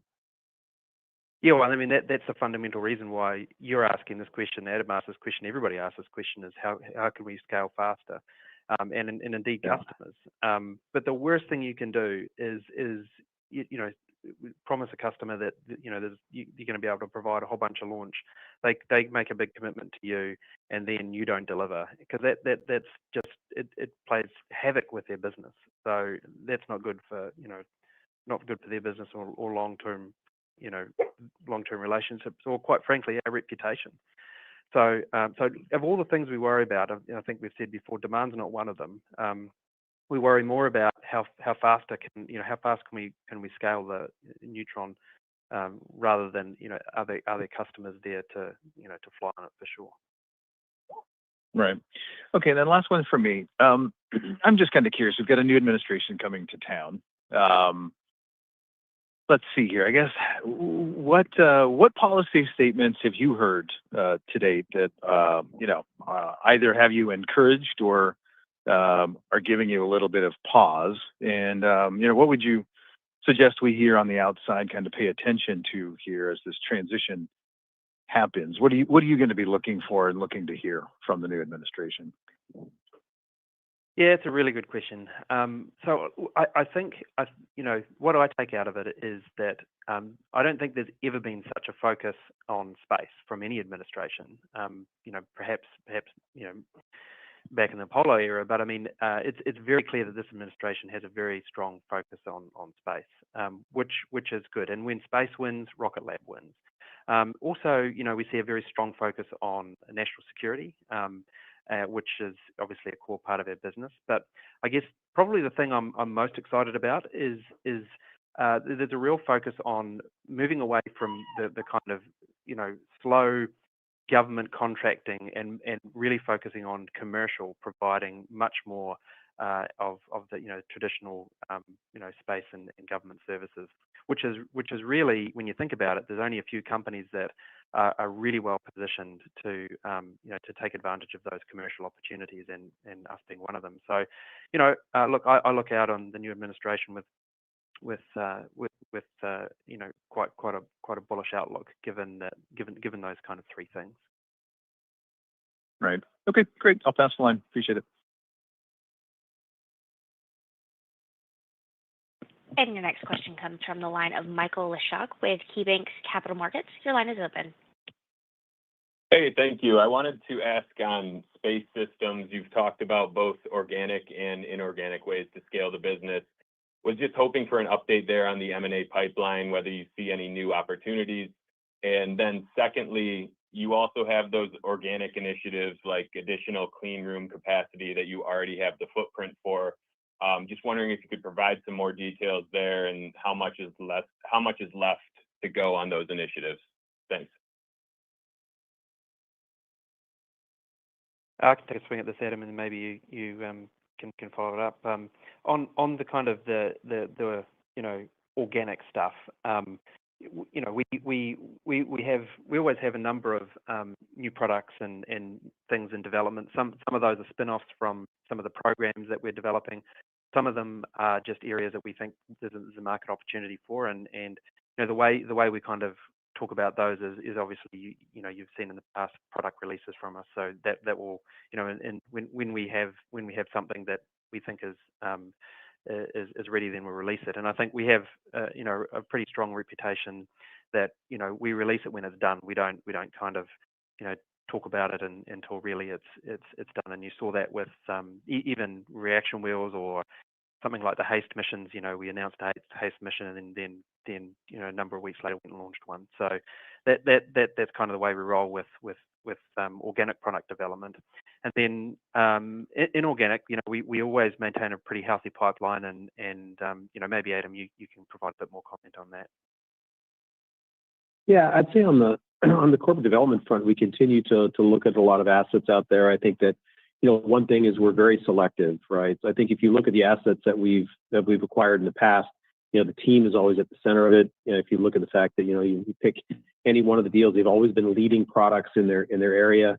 You pick from solar, where they've never had a single failure on orbit, to bringing new kind of innovative capabilities to the market through the software capabilities for command and control software for ASI and separation systems from PSC and so forth. So it's really I would say we continue to look at things, and what we've largely gotten the satellite bus into a point where we have most of the capabilities there that we think that we need to be kind of that, to fulfill the end-to-end requirements there. There's still a few little things here and there that we're working on, and we're actually trying to address those, and some of those organically as well, not just inorganically. But probably the biggest missing piece to space systems from that's going to be filled likely through inorganic is going to be on the payload side. So we really kind of stop at the payload right now, and certainly as we've talked many times about our grander ambitions of having our own applications on orbit. That's going to be benefited by having our own internal capabilities around the payload side of the system. So there's fortunately for us, there's actually quite a few assets out there that are quite interesting, that are kind of I'd say poised to be part of a much bigger consolidated platform like we're building. So I think there's ample opportunities there, but we're very disciplined. It's got to be the right team, it's got to be the right time, and it's got to be the right price. And so far we haven't gotten those 3 stars to align, but I'm pretty confident that we'll get some of those stars to align in the not too distant future. And I think that will also provide a bit of a breadcrumbing for folks to understand a little bit more specifically which applications we're targeting, because a lot of the payload is obviously very specific to the application, and so having kind of some insight into kind of the capabilities that we'd be acquiring would kind of give you some ideas about where we're going from an applications perspective, which I know everyone's chomping at the bit to try to understand better. Okay, great. I appreciate all that detail. I'll leave it there. Thanks, guys. Your next question comes from the line of Anthony Valentini with Goldman Sachs. Your line is open. Hey, guys. Thanks for taking my question. You got Anthony on for Noah tonight. Sorry to beat this point to death here, but it's been pretty well publicized at this point that Amazon's Kuiper has to get over 1,000 satellites into orbit, I think by mid-2026. And they have orders with some of your competitors for launch vehicles that either have not launched yet or in very limited cadence. So I guess my question is, do you guys stand to benefit from that between now and 2026, where you guys can get, a piece of that pie? Or is it, what Peter was talking to in an earlier answer, it's just not possible given, capacity and how many slots that you guys have available? Well, I'll put it this way, as we said, Anthony, that demand is not something that we worry about, and that kind of falls into that category. Okay, That's helpful. an answer. Adam, for you, is the systems segment profitable today? Well, we only report our segments down to the gross margin line, and that's because we have a lot of shared resources across the different areas of development and production and so forth. And also, we have one key decision maker, which is Pete, who kind of provides the overall kind of investment decisions or mandates across both businesses. So I would say from a technical accounting perspective, we can't say that the space systems business is profitable on that level. But what we can tell you is that when we look at kind of anecdotally across each of the lines of business, it would be safe to say that that the vast majority, if not all, of the cash consuming nature of this business is coming from Neutron. Right. So I think that's one of the most important things about getting Neutron to a minimum viable product in the first launch up. Things will become a lot more clear at that point. And actually at some level doesn't really matter, because then the overall profitability of the company starts to shine through. So, again, I would say that we can't say technically that space systems is profitable at this point, because we just don't account for the business at that level right now. That could change in the future, but that's not the current kind of approach we take to it. Okay, yeah, that makes a ton of sense. Last one for me here. I just want to confirm the test flight on Neutron in 2025. That's no revenue, right?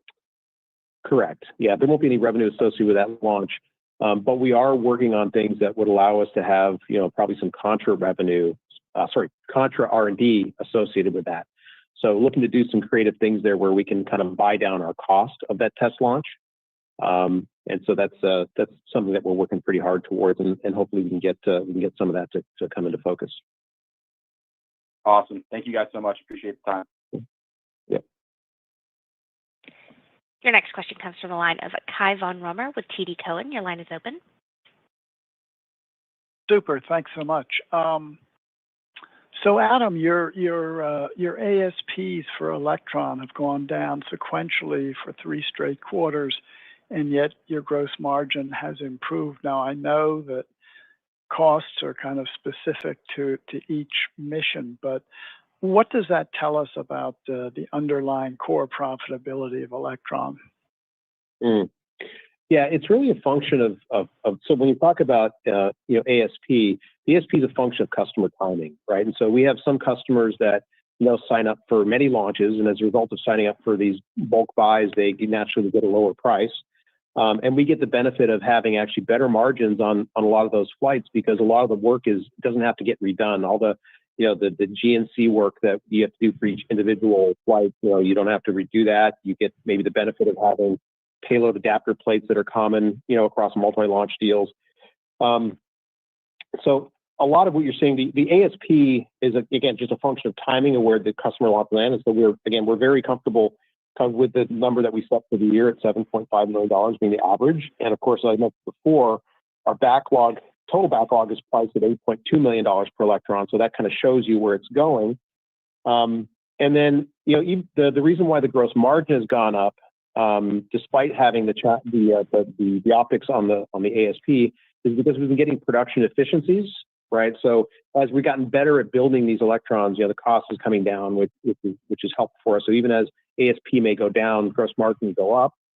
I think that's kind of the the most salient points of kind of the gross margin trend analysis.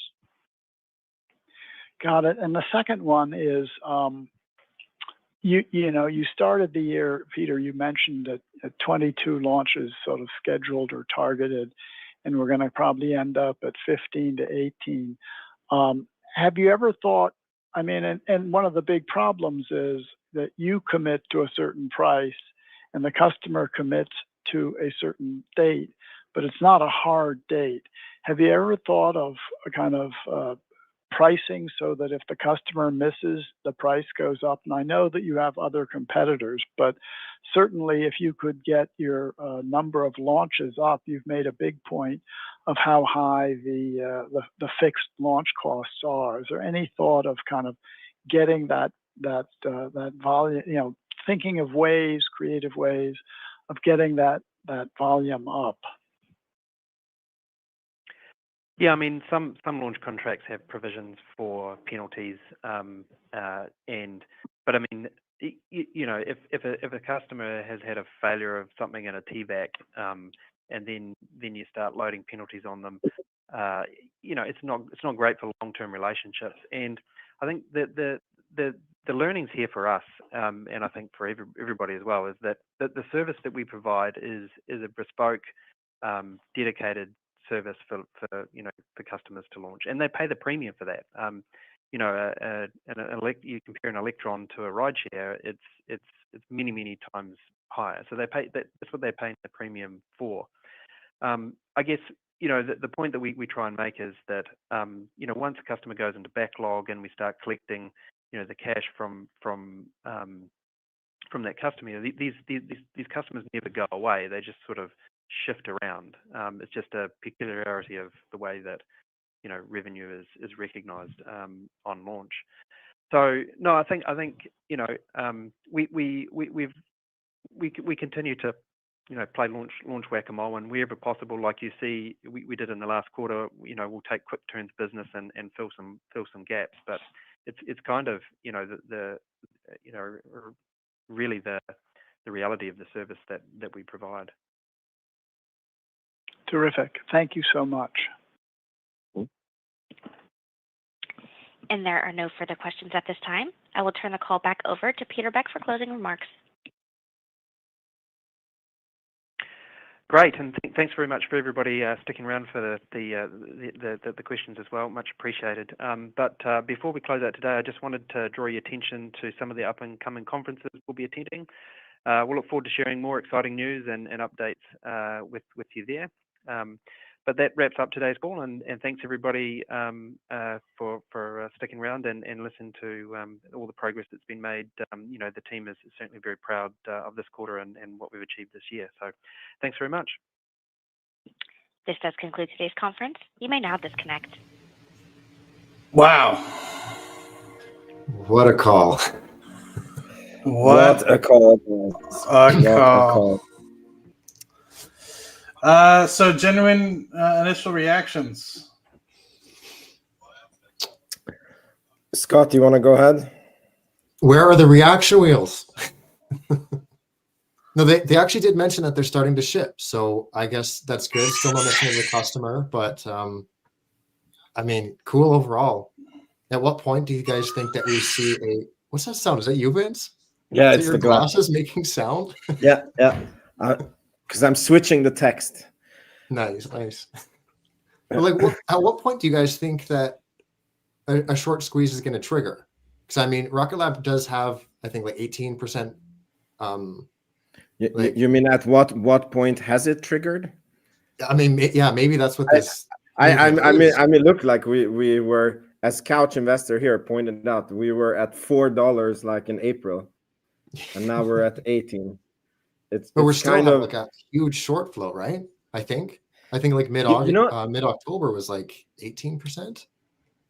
I met with a guy who came to visit me from the Netherlands.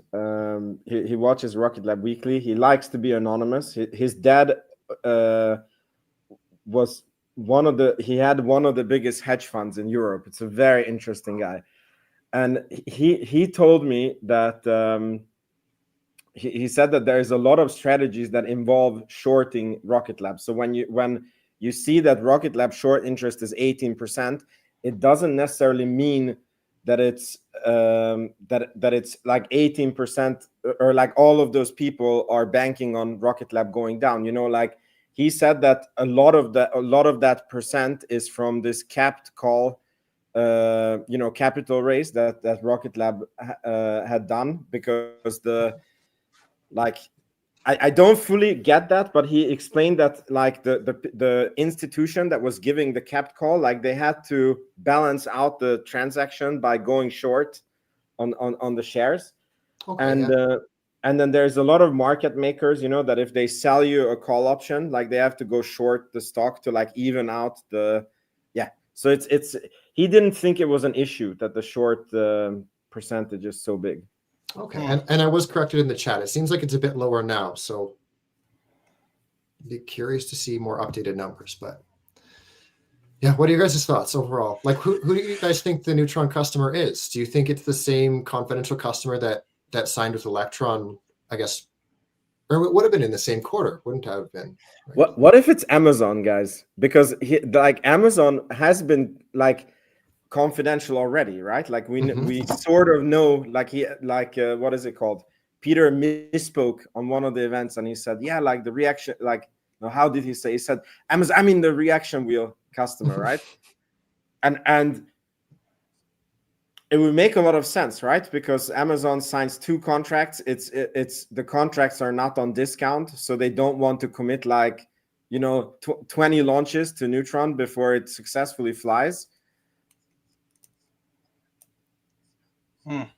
It would be kind of embarrassing to not go with Blue Origin for Amazon.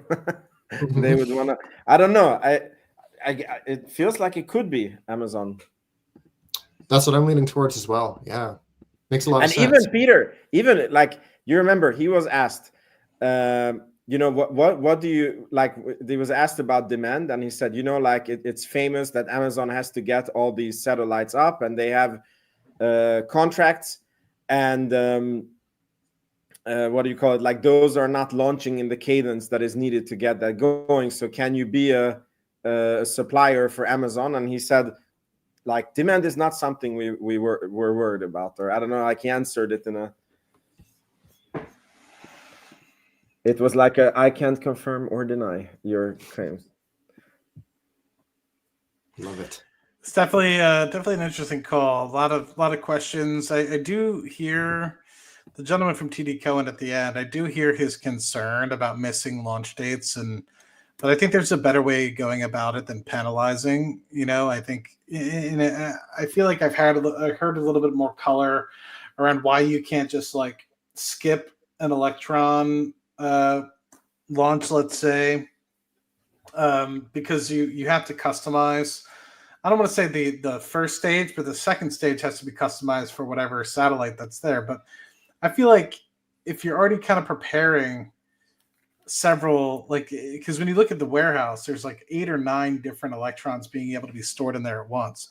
So I'm kind of curious as to why you wouldn't be able to have 2 ready for launch at any given point. And that's the thing that I'm still really scratching my head about a little bit, because so many of these items are already long lead items as it is, that to me, if you already have, let's say, something ready for a month or something beforehand, and you have a backlog of say 8 or 9 Electrons, and you're just waiting for the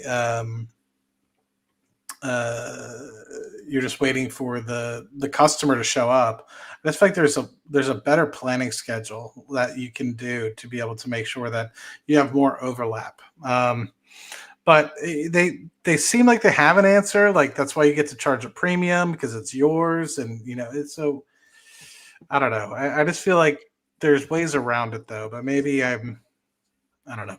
I mean, it's like for me, when I heard his answer, it's kind of like they are doing it, but on the backhand, right? Because if you would be punishing the customers for being late, then the launches would not be sold for $8.1 million or 8.4 or whatever the average is. It would be sold for like 7 or 6, and then for each delay, you would like slap the customer with the $1 million fine or something like this, which would be very bad customer relations. And instead, everybody's paying 8.4 million, which includes this, right? So it's like, in a way, they're kind of doing what this Kai guy was asking for 2 quarters in a row now. He's like freaking taking up the time from Peter Beck, whose dog is clearly stressed because the owner is on a very long conference call.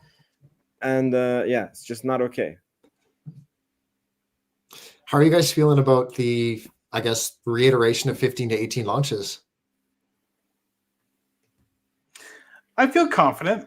I mean, so I've seen some documentation now, and I put this in my predictions, and I think Mopbox and a few others put out the fact that there might be a haste launch coming within the next few days. So I feel like I've seen some paperwork that looks like legitimate, but I haven't heard anything specifically from Rocket Lab. It's all been from either NASA or other folks.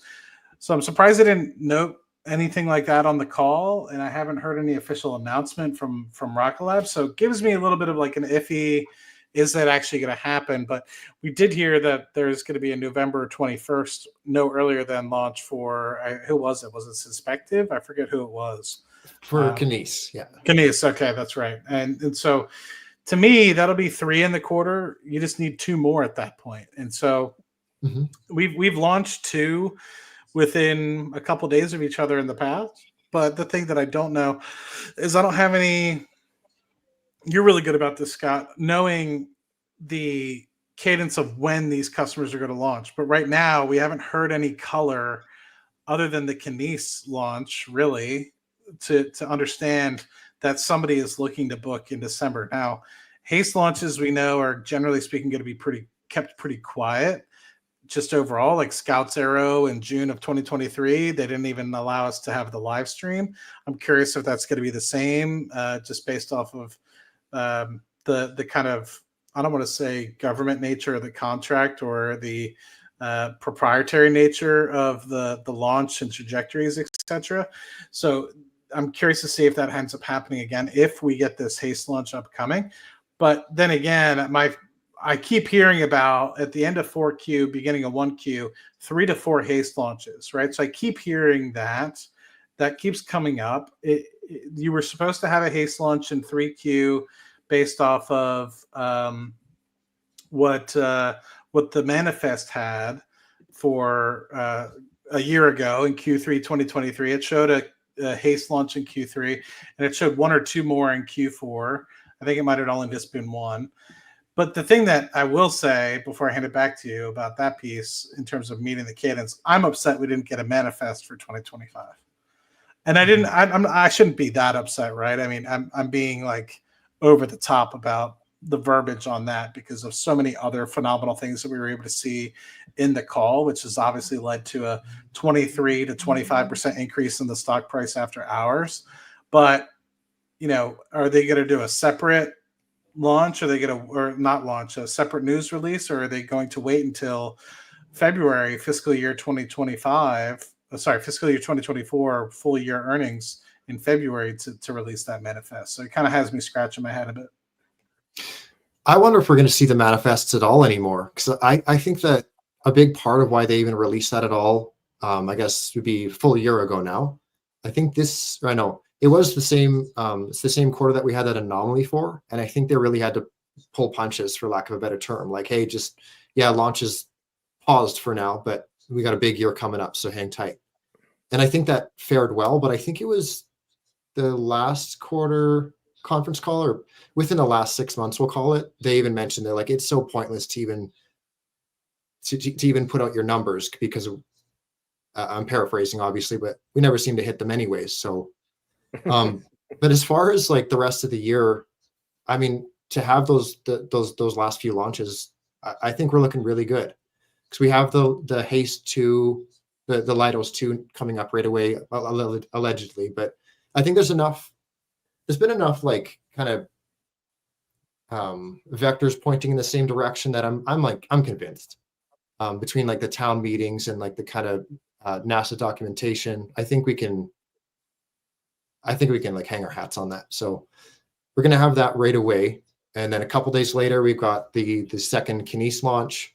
And then apparently similar situation. There's a bunch of paperwork for haste in December as well. Oh, so I didn't know about that. Yeah, I can't remember there's like an operating window involved as well, but it's kind of like waiting for the go ahead. So, but it is within about a week's time, we'll know if we have 14 launches, pretty much. Yeah, and then on top of that, we have Black yeah. Sky and another Kines still this year as well, and then maybe some Spective. So it's not like we're kind of looking around like who could it be? Like there's plenty of options available still, and relatively soon it seems. We shall see. I mean, the Electron launches are less and less relevant for this company because Neutron is like the closer we are to Neutron, and yeah, it's one Neutron is equivalent to like 6 Electron launches or something, and yeah. By the way, can I say something controversial? Do it. Yeah. I'm not sure. You go live. You know? I'm not sure this is controversial, but I want to take your guys's. I want to hear what you guys think about it. So I think that this earnings was really, really good, right? I understand why the stock is up. I just want to remind everybody of this Warren Buffett quote. You know that it's like being listed on the stock market is like you're sitting in a house and then there is like a buyer outside yelling a price, like a different price every day, but it's the same house. Right. And I feel that in this earnings call, there was nothing like new that we like. There was no new revelation of like, we're scaling faster than we thought. The margins are way better than we thought. There is, like we got complete new contracts. And basically what we see is that Rocket Lab is moving through the thesis as we thought, which is really, really good. Adam Spice even said that the first Neutron customer is not going to be a paid customer. The costs are going to increase in the next few quarters. Like the cash burn is going to increase. He was talking about the working capital of Neutron being different, which they still might need a capital raise. That's what I'm trying to get to. So the controversial take that I'm going to get is, or what I'm going to say is, I'm extremely happy with how the company is moving through the thesis, but I think that the stock price might not have as many catalysts in the future as you think, because Neutron is not able to scale faster than we think. You see that the launches are not going to go faster than we think. There is not going to be a magic factory that appears that is going to. So it's pretty much like Rocket Lab is going to follow what we think that. Yeah. So I think that the stock price might go sideways from here for some time. We rest and catch up to the valuation. Curious what you guys think about this controversial. You want to go first, Scott, or you want me to go? Yeah, I'll go. Sure. I think that just this, like, assuming that the share price hangs in till tomorrow and people have this oh shit moment, like this is the next ASTS. I think there's a lot of room to run, but that's just based on like the more emotional side of things, I guess. But I mean, you kind of nailed it, Vince. Like as far as like anything new here, like literally nothing. I'm like, I mean, of course, there's like, yeah, we got a Neutron customer, but like that's not like, of course we're going to get a Neutron customer eventually. Yeah. I think, and Neutron is almost ready, and it's like, yeah, but we know, like that's why we bought the stock in the first place. I think that the next shoe to drop, I guess, assuming it comes to fruition, is the reaction wheel customer. Like I think that next earnings call, if it is like, hey, we're going to say the word Amazon, then people might be like, okay, and start doing the numbers on the size of the constellation, the price of each reaction wheel and multiplying that by the capacity. Like that could be it, but yeah. But by the way, did you guys catch that he said that we're in Q3, right? He said that the backlog is 1 billion and we expect 50% of the backlog to be eaten up in the next 12 months. So that also means that even the growth rate is not going to be 70% year over year. That's like a 20 to 30% year over year growth rate. But some of that, Some of that, ma'am. I mean, they could have additional contracts that come in that Yeah, isn't yeah. necessarily in the backlog as of yet. But going back to your original point there, Vince, I don't think you're wrong. It's kind of like how what we see now when people that are new to the stock, let's just say, and we're not picking on anybody, but generally speaking, over the past 6 months to a year since we've been doing Rocket Lab Weekly and doing the launches, people are like, you think the stock's going to be up tomorrow? And it's like, actually, the stock ends up generally going down the day after a launch. So, and most of the time, it's because the launch is successful. So I kind of see where you're coming from there. I think because we actually have money that has kind of been put into the backlog in Q4, I think that is the big catalyst that I think people were waiting for. And I think at the moment, everyone is still under the assumption that Neutron is going to be successful. And so I think you're right. We built in a little bit of that value that was previously expected for me kind of in the 1Q next year timeframe. And we brought it forward because I wasn't really expecting a customer until 1Q next year. Yeah. And so now that we're kind of 6 months ahead, I agree with you. In terms of what I think the future catalysts are, to me, I think it's in terms of now, and I still think this holds, it's that wet dress rehearsal and then the actual physical launch. So I'm with you. We used to have a couple pieces that were kind of the catalysts. We've now realized one. And so now you're kind of sitting there being like, okay, well, we still probably get to 20, 25 bucks a share, maybe a big spike up, but then it's probably going to sell off as people recognize we're still not profitable as of yet, and we have to come out the other side. And so I think there's going to be that excitement, and then there's always going to be that harm of now that you're profitable, it shows up poorly because you basically have everything realized, you have all this stuff working for you, but now you have to get valuated on an actual price to earnings multiple piece and that and the other. Kind of like what happened with SoFi, kind of like what happened with Palantir. And it's not until you get a couple quarters in or 8 quarters in or so that people actually start to value you again as a growth company. So I feel like there's going to be some peaks and troughs in there. Sorry, I didn't mean to hold you, Vince. And I see that the people are reacting that there is no catalyst. And I just want to, so that people like the Dave G just made a video about all the near-term catalysts. Just to clarify what I mean, because yes, there is going to be contract awards, but what I mean is that they made it clear in the conference call that Neutron cannot scale faster than the 1, 3, 5. So that means that even if they would announce a Neutron contract that we sold 100 Neutrons, it will not affect the earnings in 2025, in 2026, and in 2027. And that's what I meant by like earnings. Like I don't see a change in the earnings. Like yes, there's going to be contract awards and which are going to be good. But I think that we will. Yeah, that's my opinion. That the stock price has to breathe a little bit because I mean we did go like 300% in like 5 months or something. Hey man, my track record for calling out whether a company is going to tank after earnings in 3Q has not been prime. So I'm just throwing that out there. Yeah. I mean, look, it's really logical that the stock is going to moon tomorrow. It's not even. I'm not even saying it's not. There's just no reason to sell right now, right? I'm just saying, like, be mindful that it's like you're sitting in the same house as you were, like it's the same company as it was yesterday before the earnings call, and the market is yelling another price at you, and I don't see that we fundamentally have a different. It's not like, you know, the Palantir's AIP moment that it became a completely different company. It's like, yes, they are executing on the thesis extremely well, and I'm an extremely happy shareholder. But we didn't get like a fundamentally new thing where we have to like readjust our growth rates, the profit rates. You know, they're scaling faster, and that would justify a much higher price for the stock. That's all my point. How do you think, like, assume, like, even after today's big uptick, how do you feel like the assumed Mars win, the Mars contract, how do you think that will affect the share price?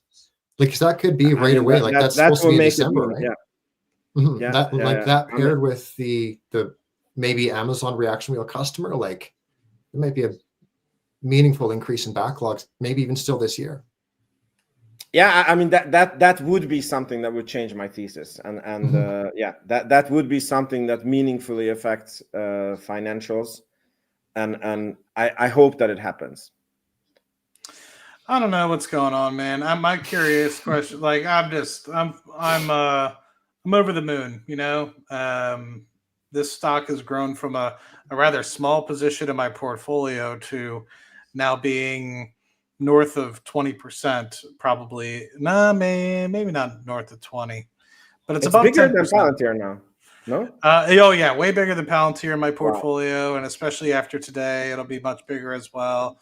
But I mean, my question is, I have set, and I've been buying, at 10, 11, 12, 13, I bought a little bit. I haven't bought any in the 14 or 15s that I know of. I did do some silly, which actually doesn't seem so silly now. I wish I'd done more. I thought about getting more ballsy, but I sold some 2027 $25 leaps, puts. Sorry. Let me rephrase. Sorry, it's been a long day. Work, now this. I sold January 2027 $25 puts, collected about $14 in premium, used that premium to buy $5 long calls. That doesn't seem like a dumbass idea anymore, like I thought it did at the time. So my thought process is other than that, I haven't really made any moves. My question to you both: are you still going to continuously add a little bit here, a little bit there, or are you going to honestly wait for some sort of pullback? The reason why I ask is because my cost basis is still below $6. So when I think about it, and I just add $100 here, $100 there, like even if I add a couple $100 here and there, to me in the long term, I think that this company is still. I mean, it's a $9 billion company right now based off the stock price of about $18. It's 500 million shares. So basically divide that by 2. I messed that up really bad in my earnings prediction video yesterday for like 30 seconds. I couldn't do math. It was really funny. But my thought process is like, I've always viewed this at a base case. Sorry, when I say base case, I mean low side case. Assuming that you don't blow up and burn in flames, a $25 billion market cap company with the most likely for me to be at a 50 billion with what I know today. And I know that there's other things to be realized, like future acquisitions, constellation, etc. But what I can see in my head is this being a $50 billion company with what I can put my hands on and know today. So my question is to you guys, are you still going to add a little bit of money into the position here or there, or are you really going to have to see some sort of pullback in order to start adding again? I'll answer what Scott is thinking. So I'm really trying to get rid of my covered calls, which have an $8 strike.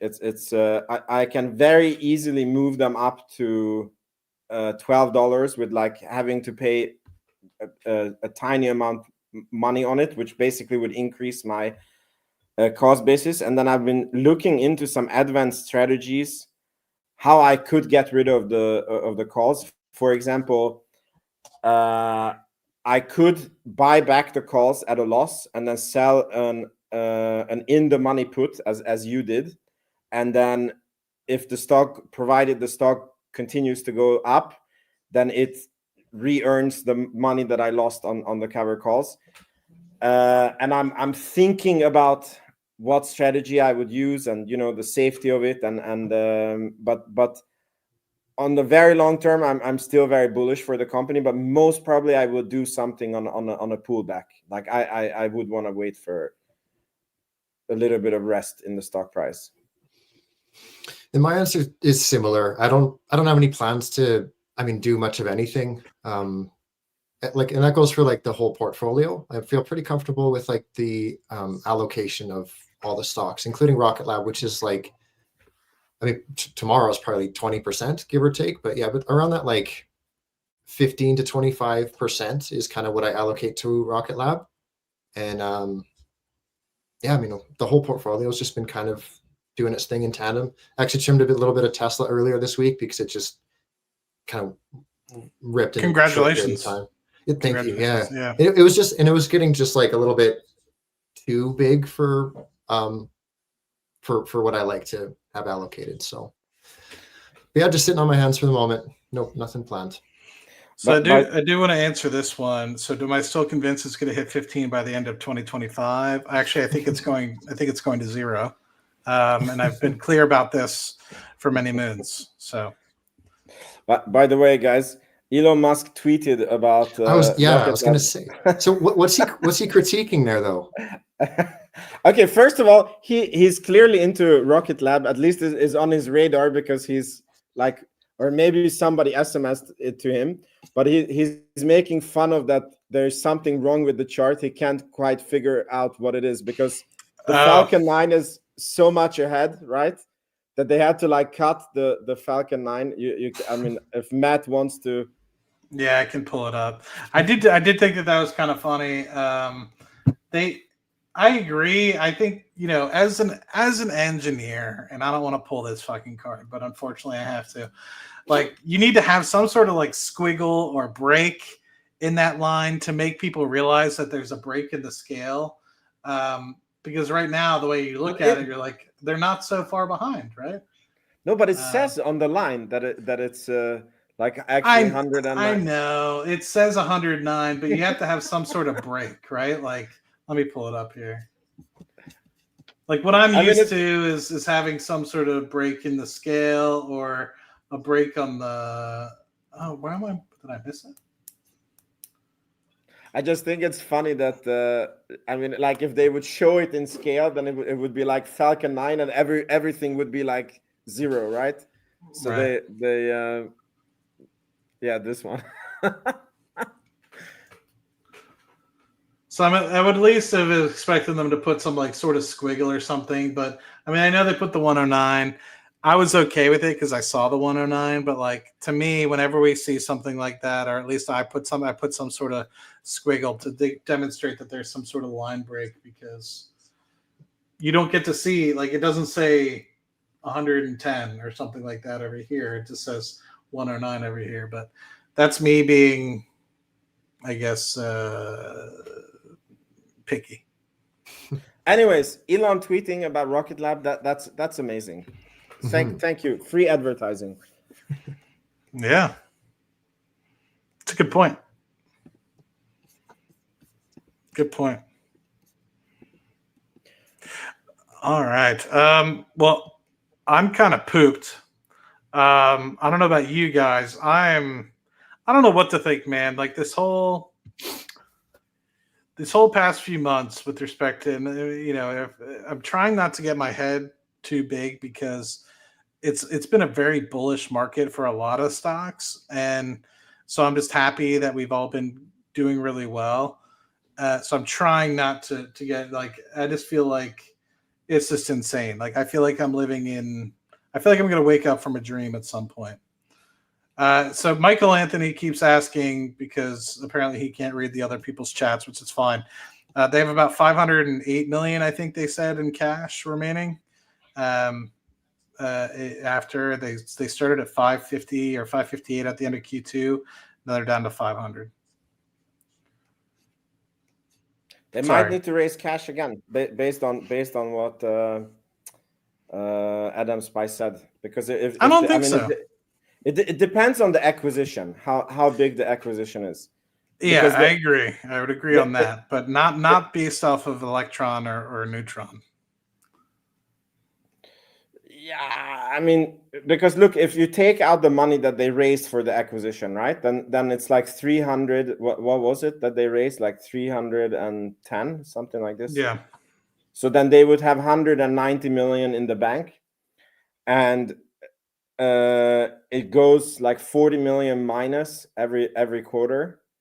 So like in 2 quarters they would be below 100 million.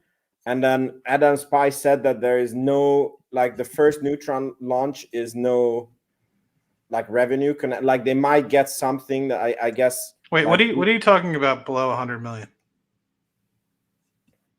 Like if you would take away the acquisition, like the money that they raised got it. for the acquisition, because that's the point, that if the acquisition is 100 million, then they have like 200 million over, right? So I'm just saying that the capital raise, it depends on, like what are they acquiring. Yeah, it's tough, man, because you're kind of playing multiple games, right? So you're playing a game where other people are falling out and don't no longer have the resources to play, and so they're going on sale starting today and within the next 18 months, right? And so you kind of need money today, but at the same time, Rocket Lab's playing a game where within the 18 months they'll be profitable. So instead of doing something like a capped call, they could actually just issue debt, right? And they're getting to a place where they could issue like $1 billion debt thing for, let's just say 5 or 6% or whatever sort of valuation that Moody's and them give in terms of what kind of credit worthiness the company has. But I think at the moment it's tough because they are in a cash burn mode. So I feel like if they were able to easily able to separate and show the line items associated with how much gross profit they're making and EBITDA generation they're making pre Neutron, they'll be able to show it. But I think you can still do that, right? I mean, they show you pretty much that from a EBITDA loss perspective, they're losing 30 to 40 million a quarter, and they're showing you that they're spending 40 or so million a quarter on specifically Neutron. So if you just back calculate that, it shows you that they're making a profit of, let's say, 5 to 10 million at this point. So in terms of EBITDA positiveness, they are. It's just they're not really showing the graphics, and I think that might be. So anyway, I just feel like you could potentially go to market, get some money out of the bank, but anyway. Yeah, we see what happens. But regarding the market, I feel the same way as you, that we haven't had a real pullback since the Japanese carry trade. That was and that pullback was even like one day. And then since then, the market has been on a tear after tear after tear. Like I've never seen a market as bullish as this one. And I think we're due for a pullback, which would be healthy. And then I would love it, and I'm waiting for it. Yeah, I would love it. Yeah. It's funny that some people are commenting that I'm like bearish now on Rocket Lab. I'm not bearish. I'm just yeah. You and I can swap for the quarter. I'll be Scott as bullish. You can be the bearish one. Exactly. The long-term future of Rocket Lab is crazy bright, but it will. I tell you guys a secret. I'm sure you've never heard it. Sometimes the stock is going to go up, and then it's going to have pullbacks. Sorry to break it to you. It's not going to be a straight ride up. That's right. It's going to zero. Well, I think we could end it there. We do have some conversations to have backstage in preparation for Thursday. So congrats to Vince and the rest of the team about potentially getting another, well, like not potentially, but I guess we got an interview. So we have to chat about that and get logistics signed up. We have a quick turnaround, getting questions. I put a post on my X about if you were to ask Sir Peter Beck the questions or a question, what would you ask him? And so I will leave that link here. And then also... Nobody should ask when dividend and when stock buyback. No, don't even waste your time asking those questions. They're stupid questions. Yeah, I'm here. I hear you there. So be sure to follow our friend Vince. For those of you that are following or watching on my channel, and then let me get Scotto's as well. Be sure to follow Scotto and also Dave. Dave's a great friend of the channel. He wanted to do his own thing today, which is fine, but I'm sure he'll be meeting up with us on Thursday to do the interview. So we have to reach out to him as well.